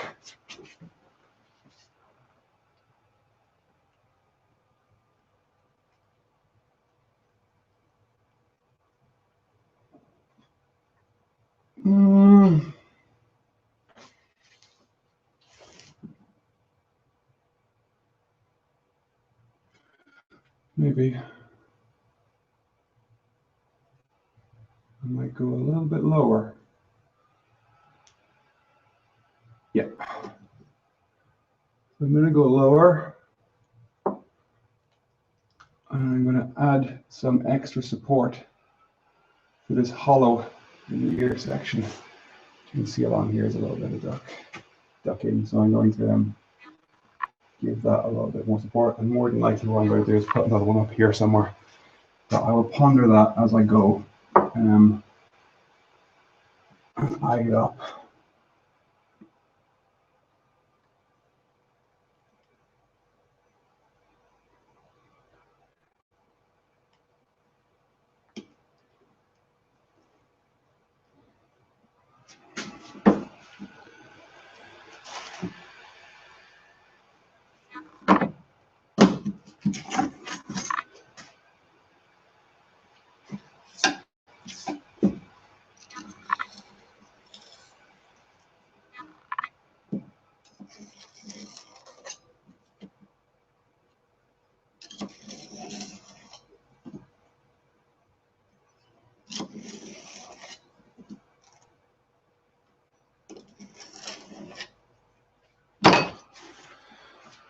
The other side.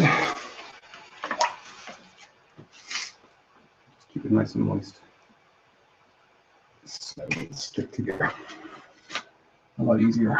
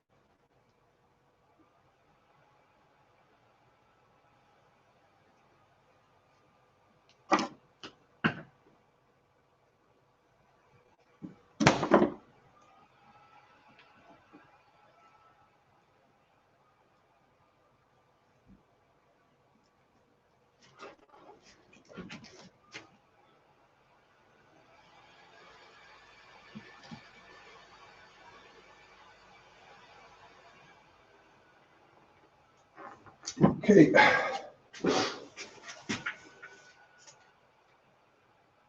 Decisions. Okay.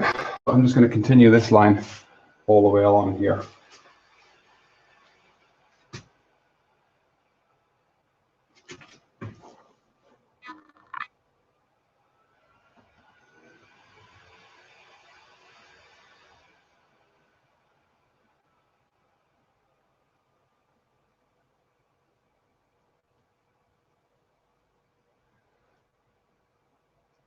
And again, as I go, I'm going to make sure that the first layer of clay is still pressed tight against the master, that it hasn't managed to belly out and rise. Always checking what you have done previously. Just against the clay. Of course it is.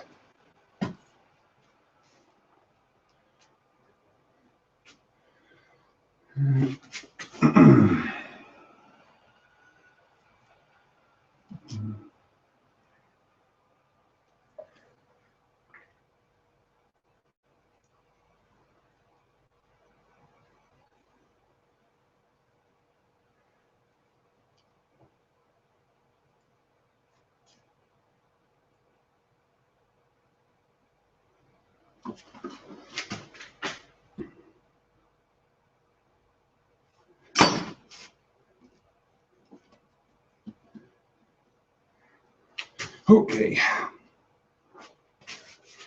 so there's the first batch of supports.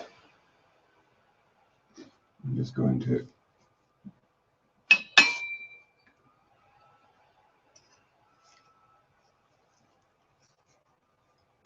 peruse it for a little bit and make a decision where I should put the remainder. Like I said, it's not an exact science. So just trying to compare it to what I've done before and how well that worked.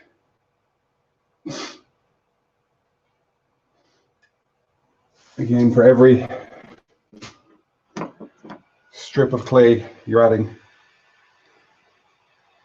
you're going to add the same amount of silicon. So it's going to go up in cost, It's also going to go up in weight. So this is why you don't overdo it. But again, you don't want to have too little support, and you run the risk of it collapsing on you. So I think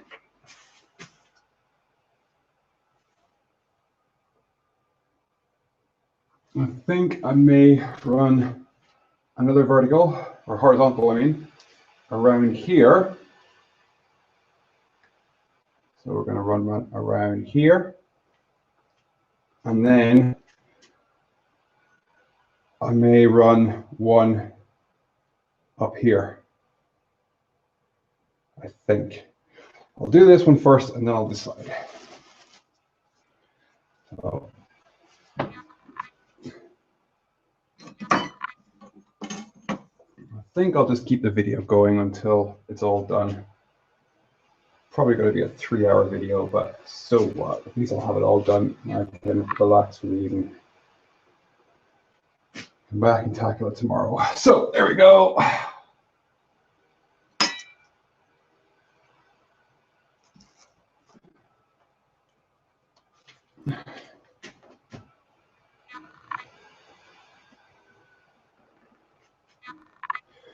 How are my viewers doing? Riveting stuff, eh?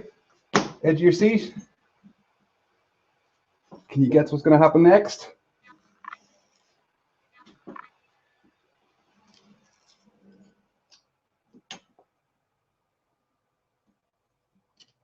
I need a sidekick, I think. I need somebody to stand in the background and heckle or make jokes, or go get me some more cider. That'd be quite good. I think it'd be a little bit too rude to run away on you guys now and another cider.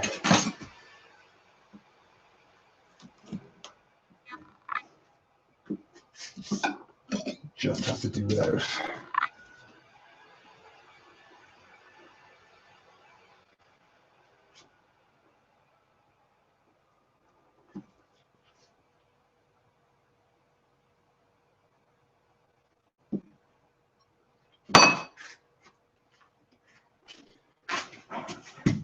Take it from the back, looks nice and even.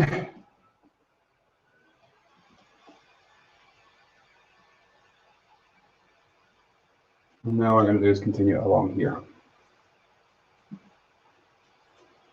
So the last mold I made was of this helmet, of the Guy-Manuel, was ridiculously heavy.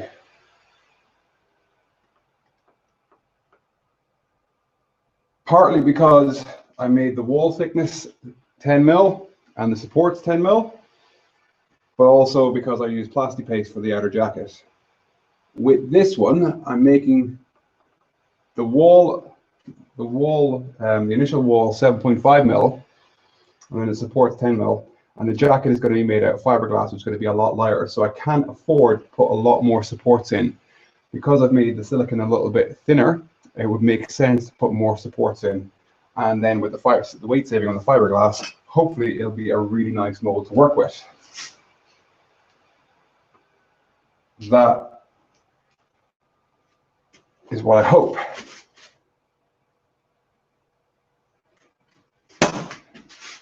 But we'll just have to wait and see next week.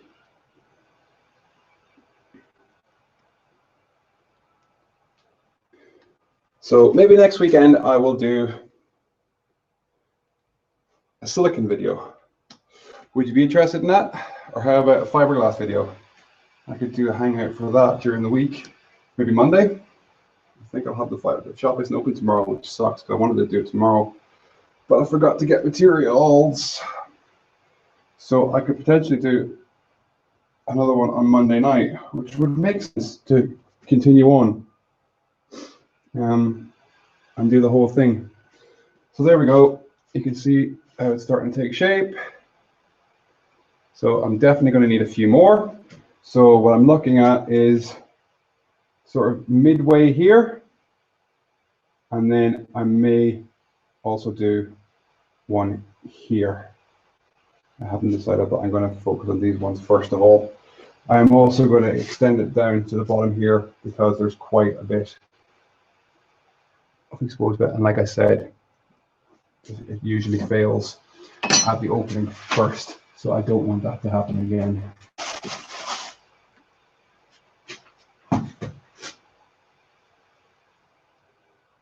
So yeah.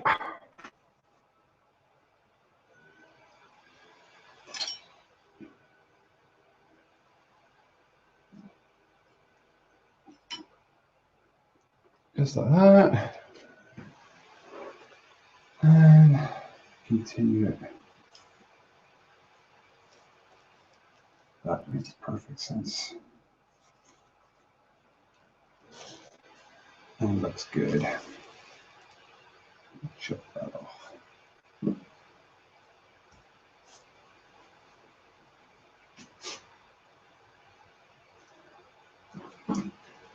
So in our slab, 10 mil.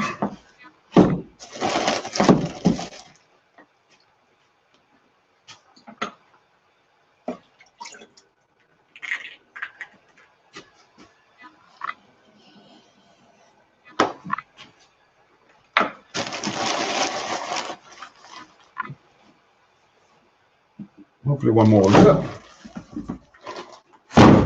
Oh! I'm going to crush my red hood helmet.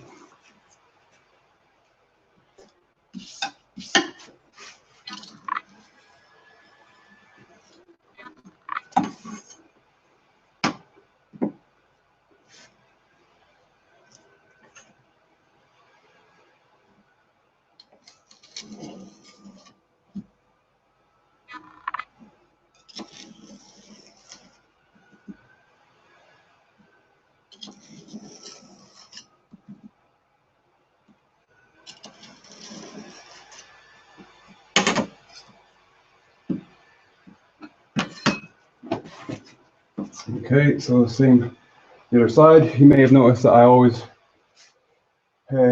work in symmetry.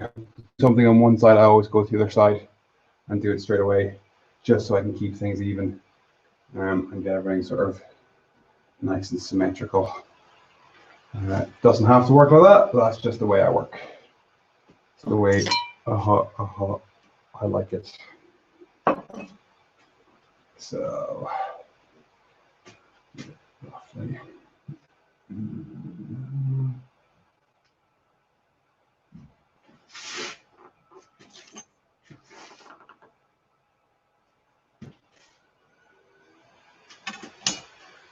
A little bit further.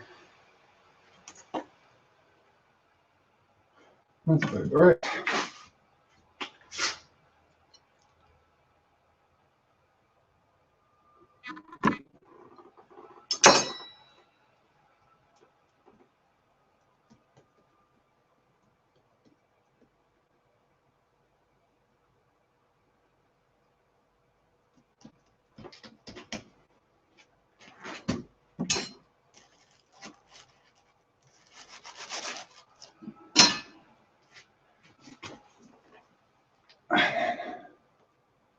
All the way down there.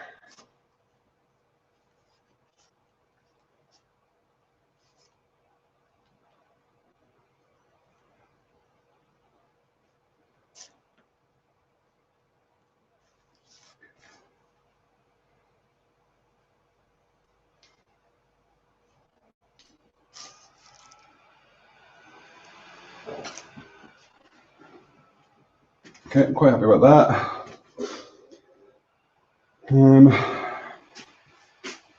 I'm going to do one down here, front and back, and then one more there. Actually, I might just put a little block across there just to save the weight. And after that, it's about getting it all nice and smooth. So maybe I might get this done in half an hour. 2.5 hour video.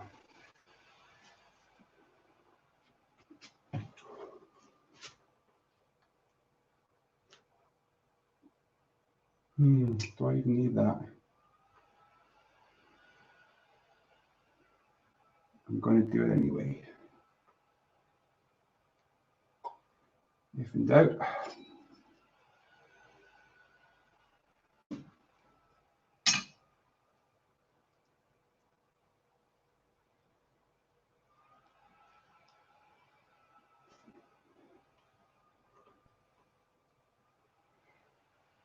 Possibly heading towards the point of overkill with the keys, with the support, but I would much rather that than it failing.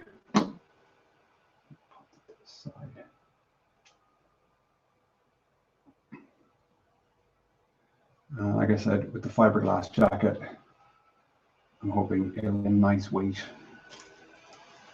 so I won't have to worry about breaking my back taking castings from it. So I'm just going to cut that off there. I'm not going to go all the way down. Here we go. Easy peasy.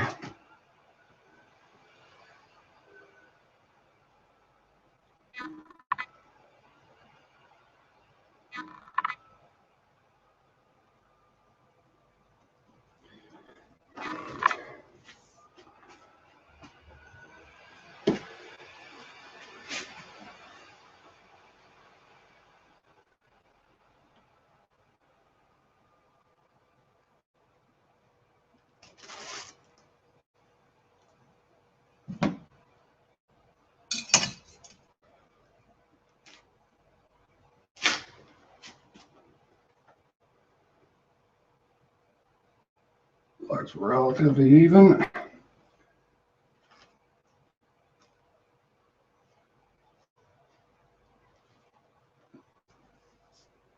Bump that in there.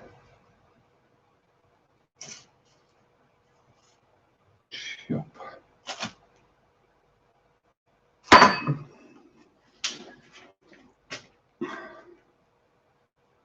Now, the one thing I've not done is take photographs of this. I completely forgot.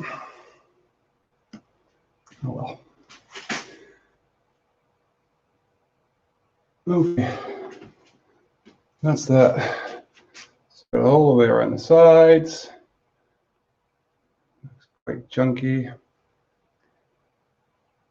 what we're going to do is extend these bits down here, and then I'm going to put a section there, and that's it, just about done.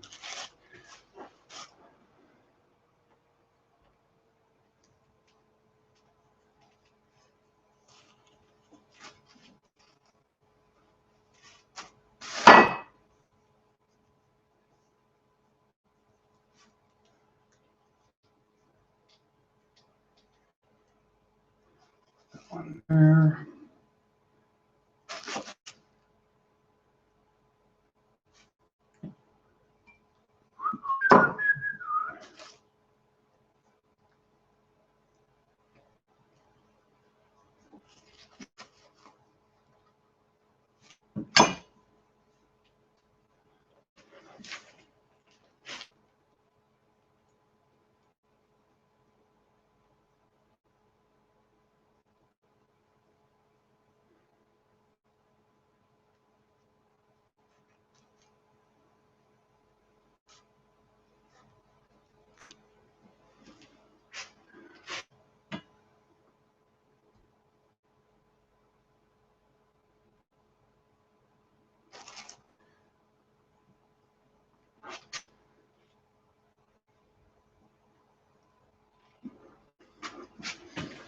And I'm going to cut these ones off.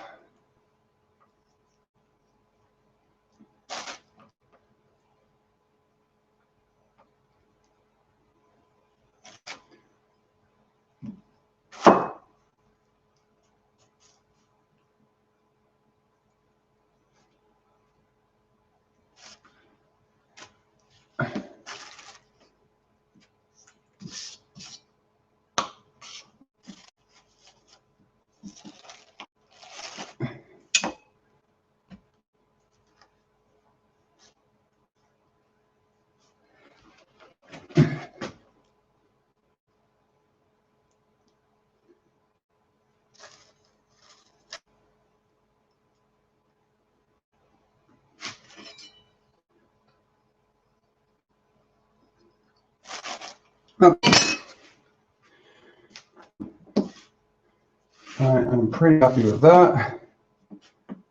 Now what I'm going to do, I'm going to make 2 more chunks.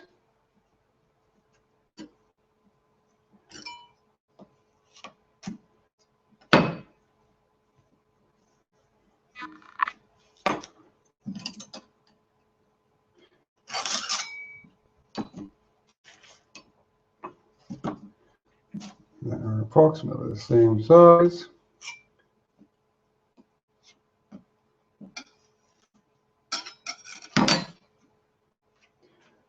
I'm going to position them on the top here. And that should be enough.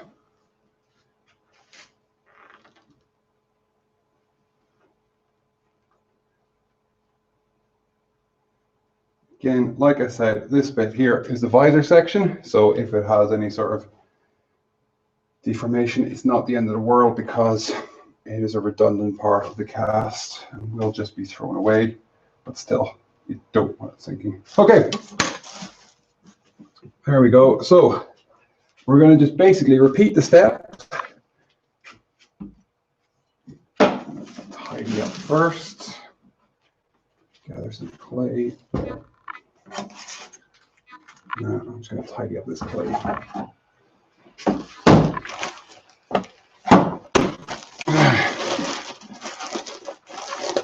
I don't want it drying out. I'm going to seal the bag back up. I'm going to put my excess, the cut-offs and stuff. I'll keep a handful out. And just compact it down somewhat. In the bag.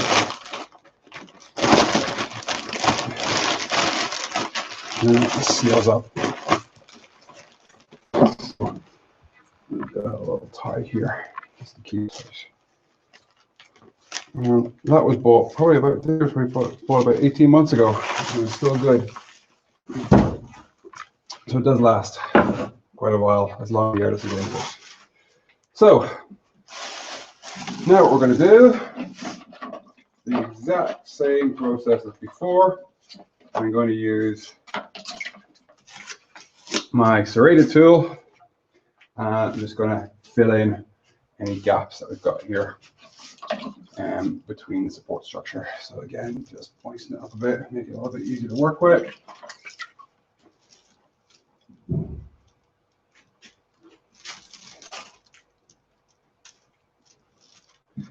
And there we go. So it's mostly focusing on the joins. And again, working different angles just to fill in any gaps, dragging the material.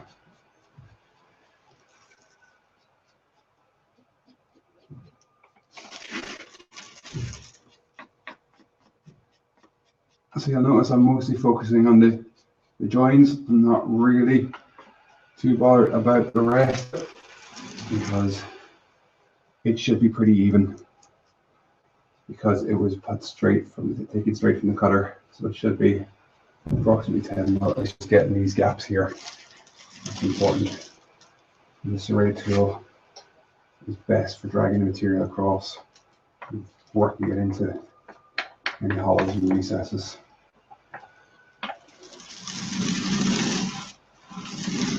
Down here.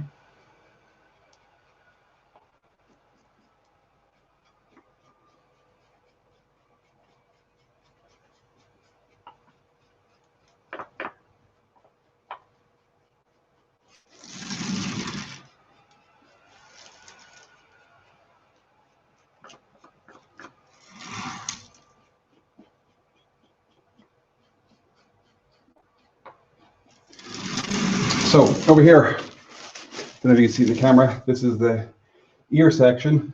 So there's quite a bit of a hollow that goes in there. So it kind of comes down and dips in.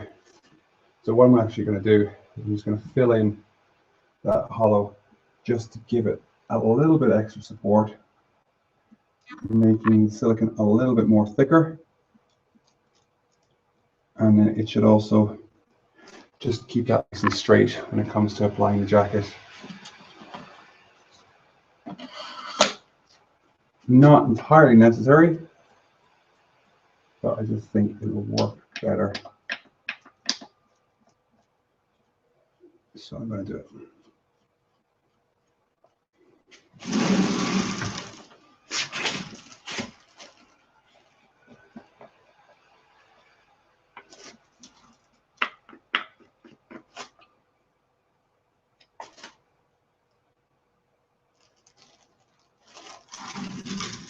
Get some hunks of clay and fill it in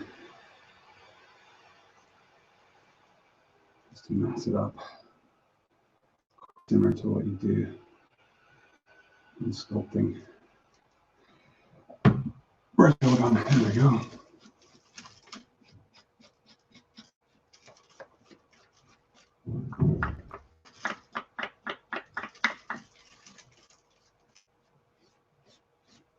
And that looks a lot better now. It's just a nice flat edge.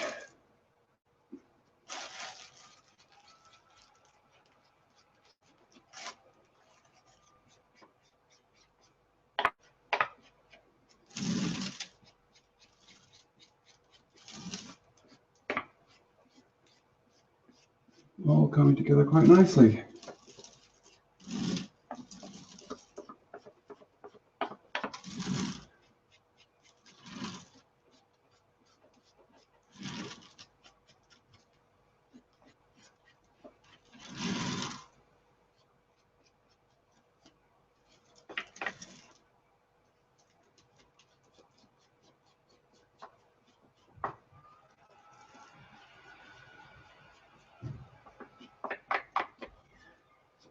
And the same over this side.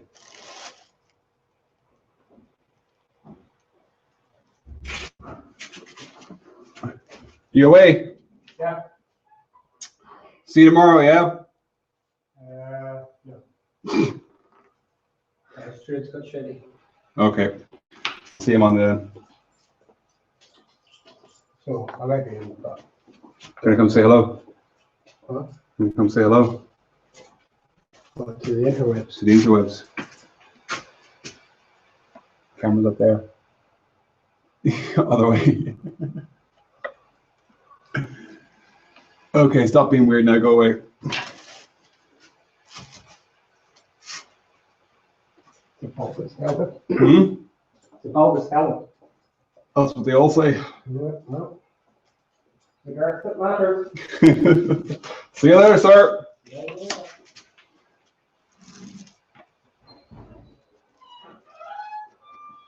Apologies.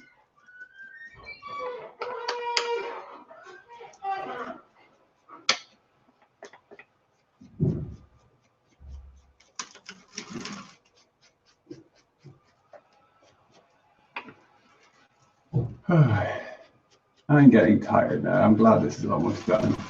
So, quite happy with that.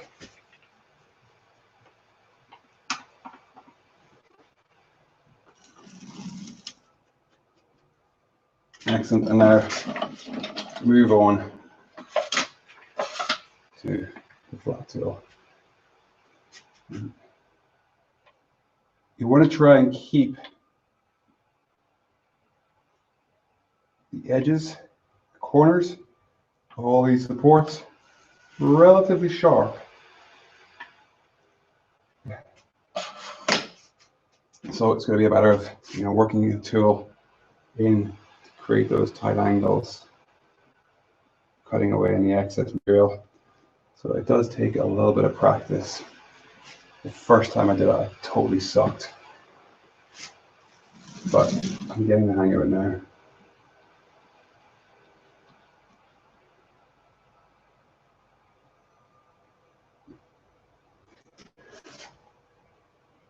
And the final smoothing will actually be done with a sponge. I found it is the best because it applies moisture and it can also move the material, moves the clay around quite well. And like I said, we're not going for a pristine mirror finish. We're going for, I don't know, 90% maybe.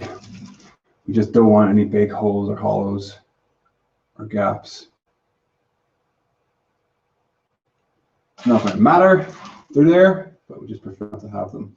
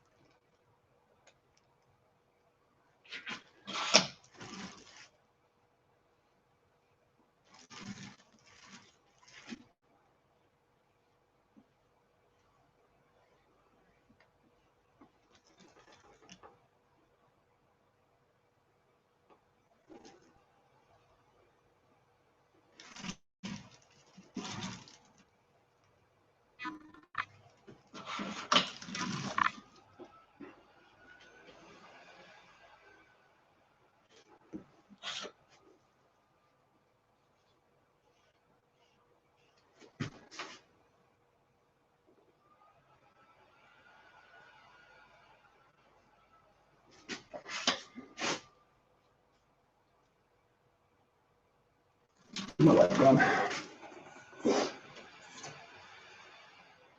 Oh, we still got some viewers. It's amazing.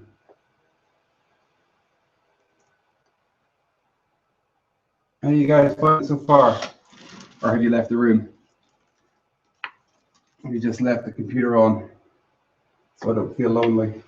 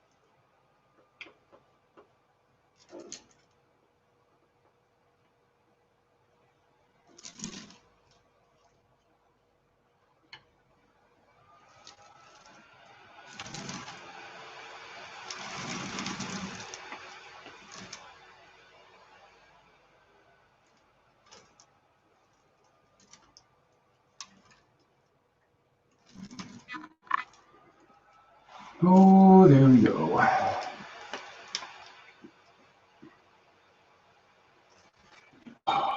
Getting there. Getting there. I'm quite happy thus far. So I'm going to take my sponge. Now, people are still watching. Art's still there. Cheers, Art. So yeah, what I'm going to do is take the sponge. Don't want to have it super wet, but I'm just going to use that to do the final combination of the sponge and my tool here. My scraping tool, keep it nice and clean. I'm going to be using that to sort of cut these edges, fill in any gaps between the support structure and the initial layer of clay, and just try and smooth it all off. I've seen people do this with just using one of these tools, and it seems that they've either got a lot of skill or they've taken a hell of a long time to do it. But I have found that the sponge works really, really well. Oh, there's Mark just messaging, say he's still watching. Thanks, Mark. How are you finding it? Interesting? You learned anything?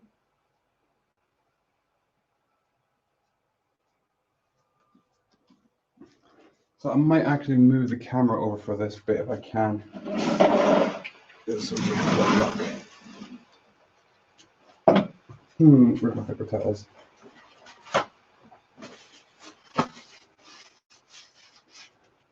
Let's see if this works.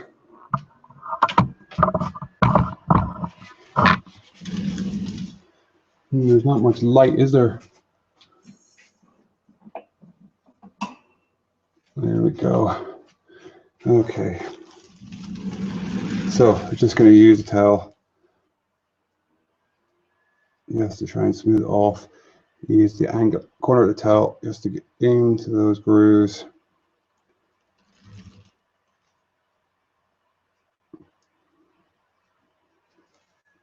I tend to cut the sponge myself. Different shapes, different corners in it. Got a little bit of a triangled edge there. Square edge, keep it nice and thin. But yep. So Mark's just messaging and he says he's still watching and it looks like a lot of work. Don't think he'll rush into doing something like this anytime soon. Well, it is a lot of work, but you know what, Mark? It's really, really worth it, particularly if you're going to be doing production molds like I'm doing. With my first casting of Daft Punk helmets, I just did a typical brush up mold. And the first one I did was god awful. I think I got maybe 2 or 3 pulls out of it before it failed. And it still cost me around the same amount of money because I used the same amount of silicone, but I just did it wrong. Using this technique, the mold is a lot stronger, a lot more even, and lasts a lot longer. So you can easily get 40 or 50 castings, possibly even more, out of it. So that kind of makes sense, particularly if you're selling a lot of casts. You don't want to have to be remolding it every 10 or 15. So it does even out. It was just a shame that all my Daft Punk helmets needed remolding at once. So I've been doing a lot of this over the last couple of months.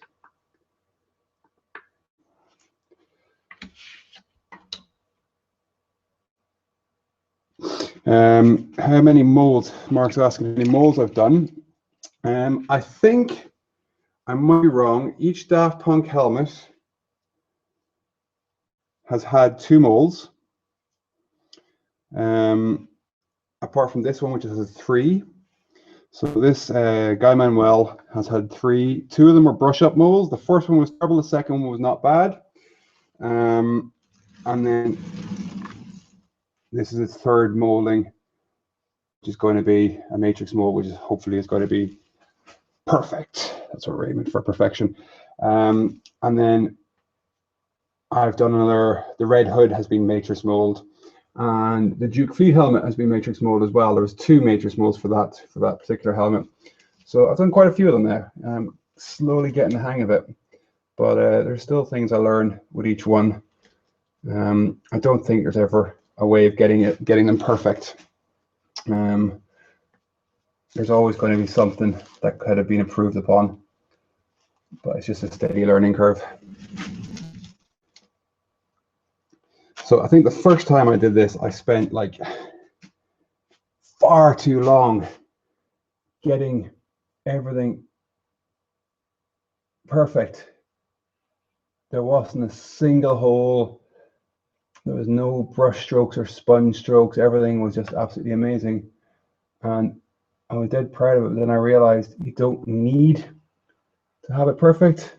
The fiberglass is going to go on this, and what matters is the master underneath. Getting it to a mirror finish is what's most important. So I definitely don't spend as long as not spending as long as I did in the first one.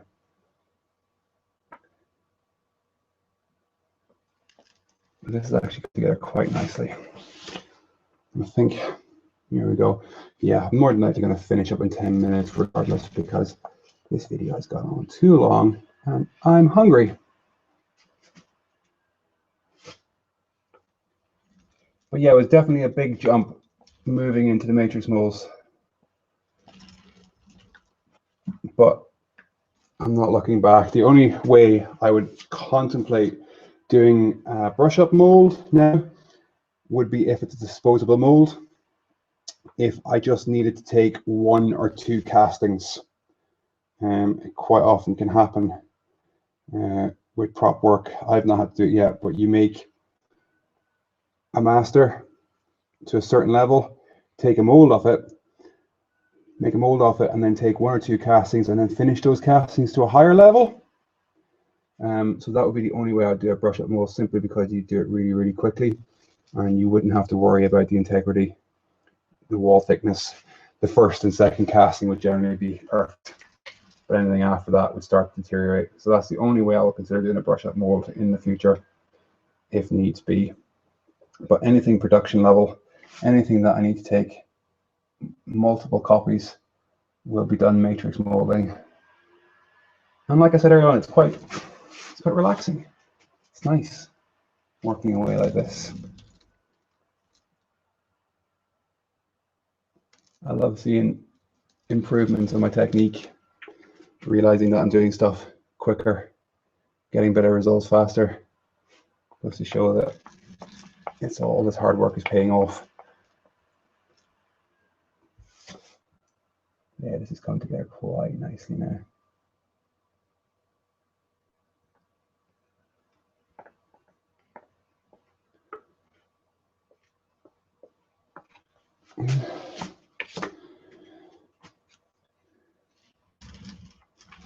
So, not showing that well, not really.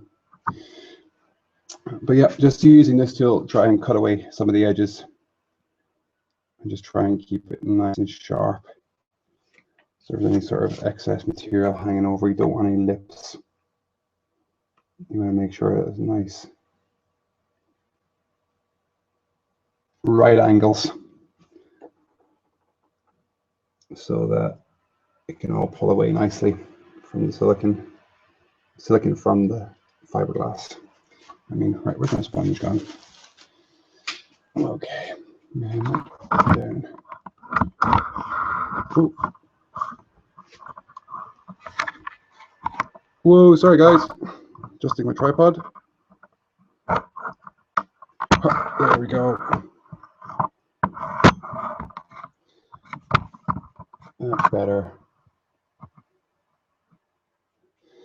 So let's get this smoothed out.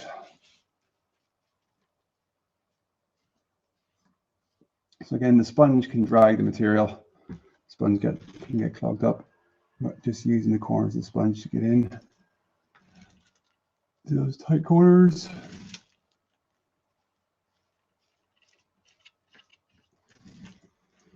Drag the material down.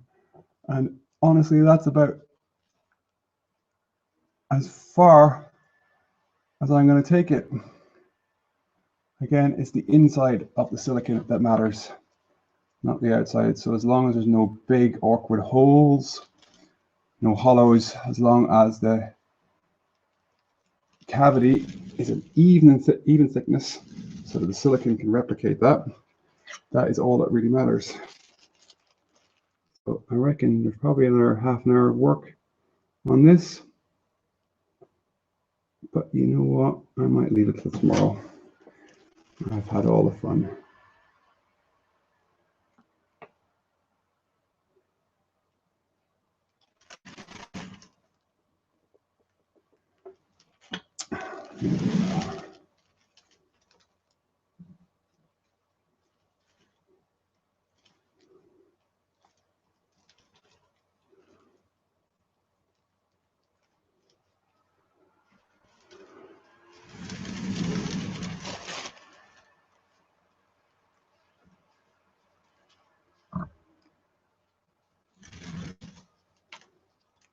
Okie dokie, so I'm going to wrap up in the next 5 minutes or so. So if anybody's watching and they have some questions, now will be your time to get them in. The remainder of the work that's going to be done is more or less what I'm doing right now, just smoothing and sharpening up all these corners, making sure there's no holes for the fiberglass to seek into. But there's probably about 30 minutes work left in it, but I really can't be bothered doing it right now. I've done a lot today. So yeah, if you've got any more questions, fire them over and I'll get them answered. And also let me know if this was helpful.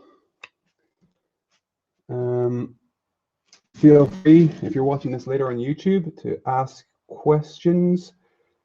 Either contact me via my page, or you can comment. I will pay attention to the comments on the YouTube video. Just drop me a line.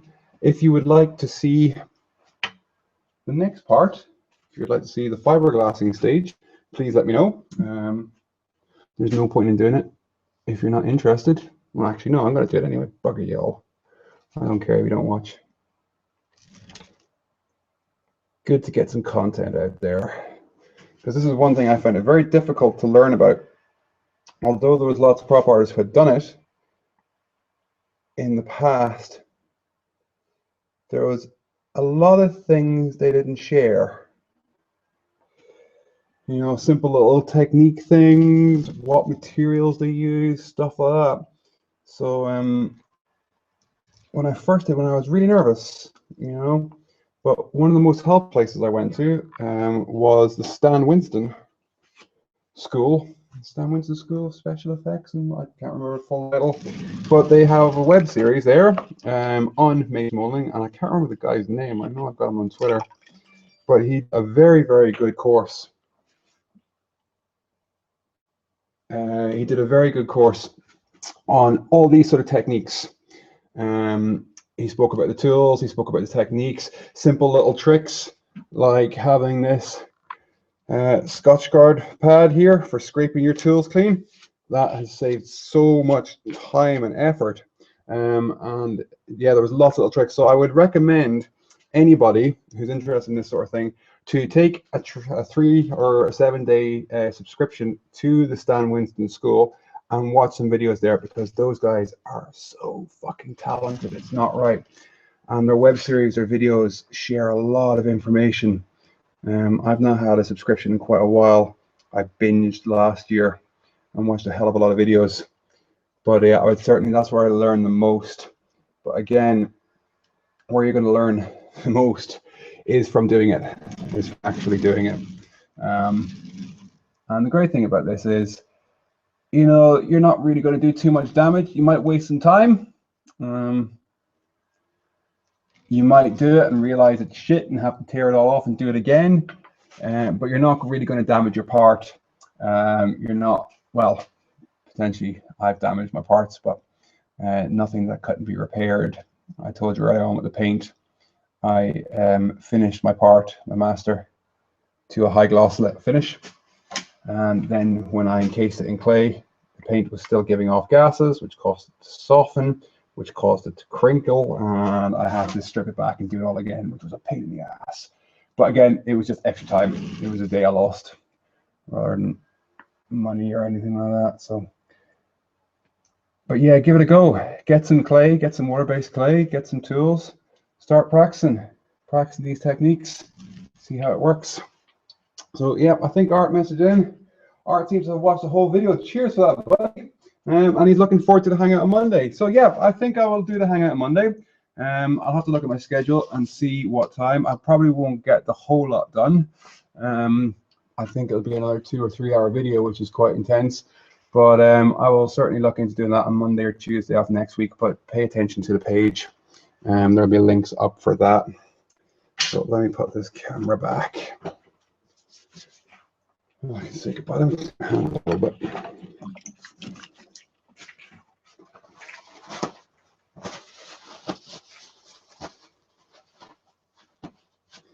Well, thanks to Mark for watching. Really appreciate it.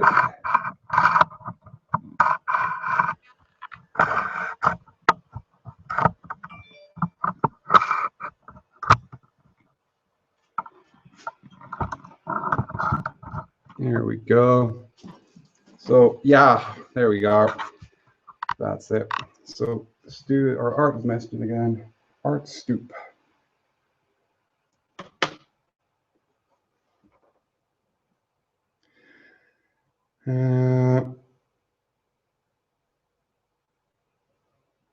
So yeah, Art has been watching some Stan Winston stuff. There's a gigantic alien beast. I've not seen that one. I need to check that one out. And the Adam Savage one-day builds. Well, that's actually something that I've started doing. I've only done one so far. So I did the Stick of Truth from South Park, which was a fun little build, something that I wanted to do because I love the video game. So I've actually got one kicking about here. So I made it out of EVA foam. And not a lot of people know that you can actually sculpt with EVA foam. So this was made with 4 layers of EVA foam, cut with a sharp blade, and then dremeled. Really, really simple. I think the whole thing took me about 4 hours from start to finish, including grind time. So it was a really quick. So that's on my YouTube channel. I'm planning on doing more of those, but I've just not had the time to pencil them in. Every weekend seems to be full. But I do want to do more one-day builds. I've got a couple of ideas. If you have any suggestions for things you'd like to see me build, I could very well take them. So yeah, there's still 5 people watching. That's amazing. Cheers for tuning in, guys. Keeping me company, even though I'm mostly talking to myself. But thanks for everybody who asked questions. Thanks to Art and thanks to Mark. Don't forget to check out the Facebook page. I will be doing more videos next week. We'll be doing the fiberglass process, and then we might do a quick video on the molding process as well. Oh, that's good. Mark, yeah, Mark never did this. He was going to do scanning of my baby Groot. Don't worry about it, Mark. That's all right. I'm sure you're busy. But yeah, thanks very much for everybody for watching. The final stage of this, it's just going to be smoothing it off. What I've been doing there for the last 20 minutes or so, I'm going to do it tomorrow. So for now, all that's going to happen is this is going to be wrapped up in the plastic bag, and that's going to be tied, nice and tight, so that the clay won't dry.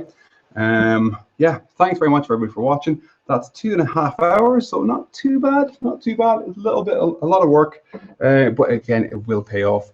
So hopefully on Monday we'll have another 2-hour video, and that'll be it ready for molding. But thanks for tuning in, guys. Have a good evening. Enjoy your Saturday. Stop.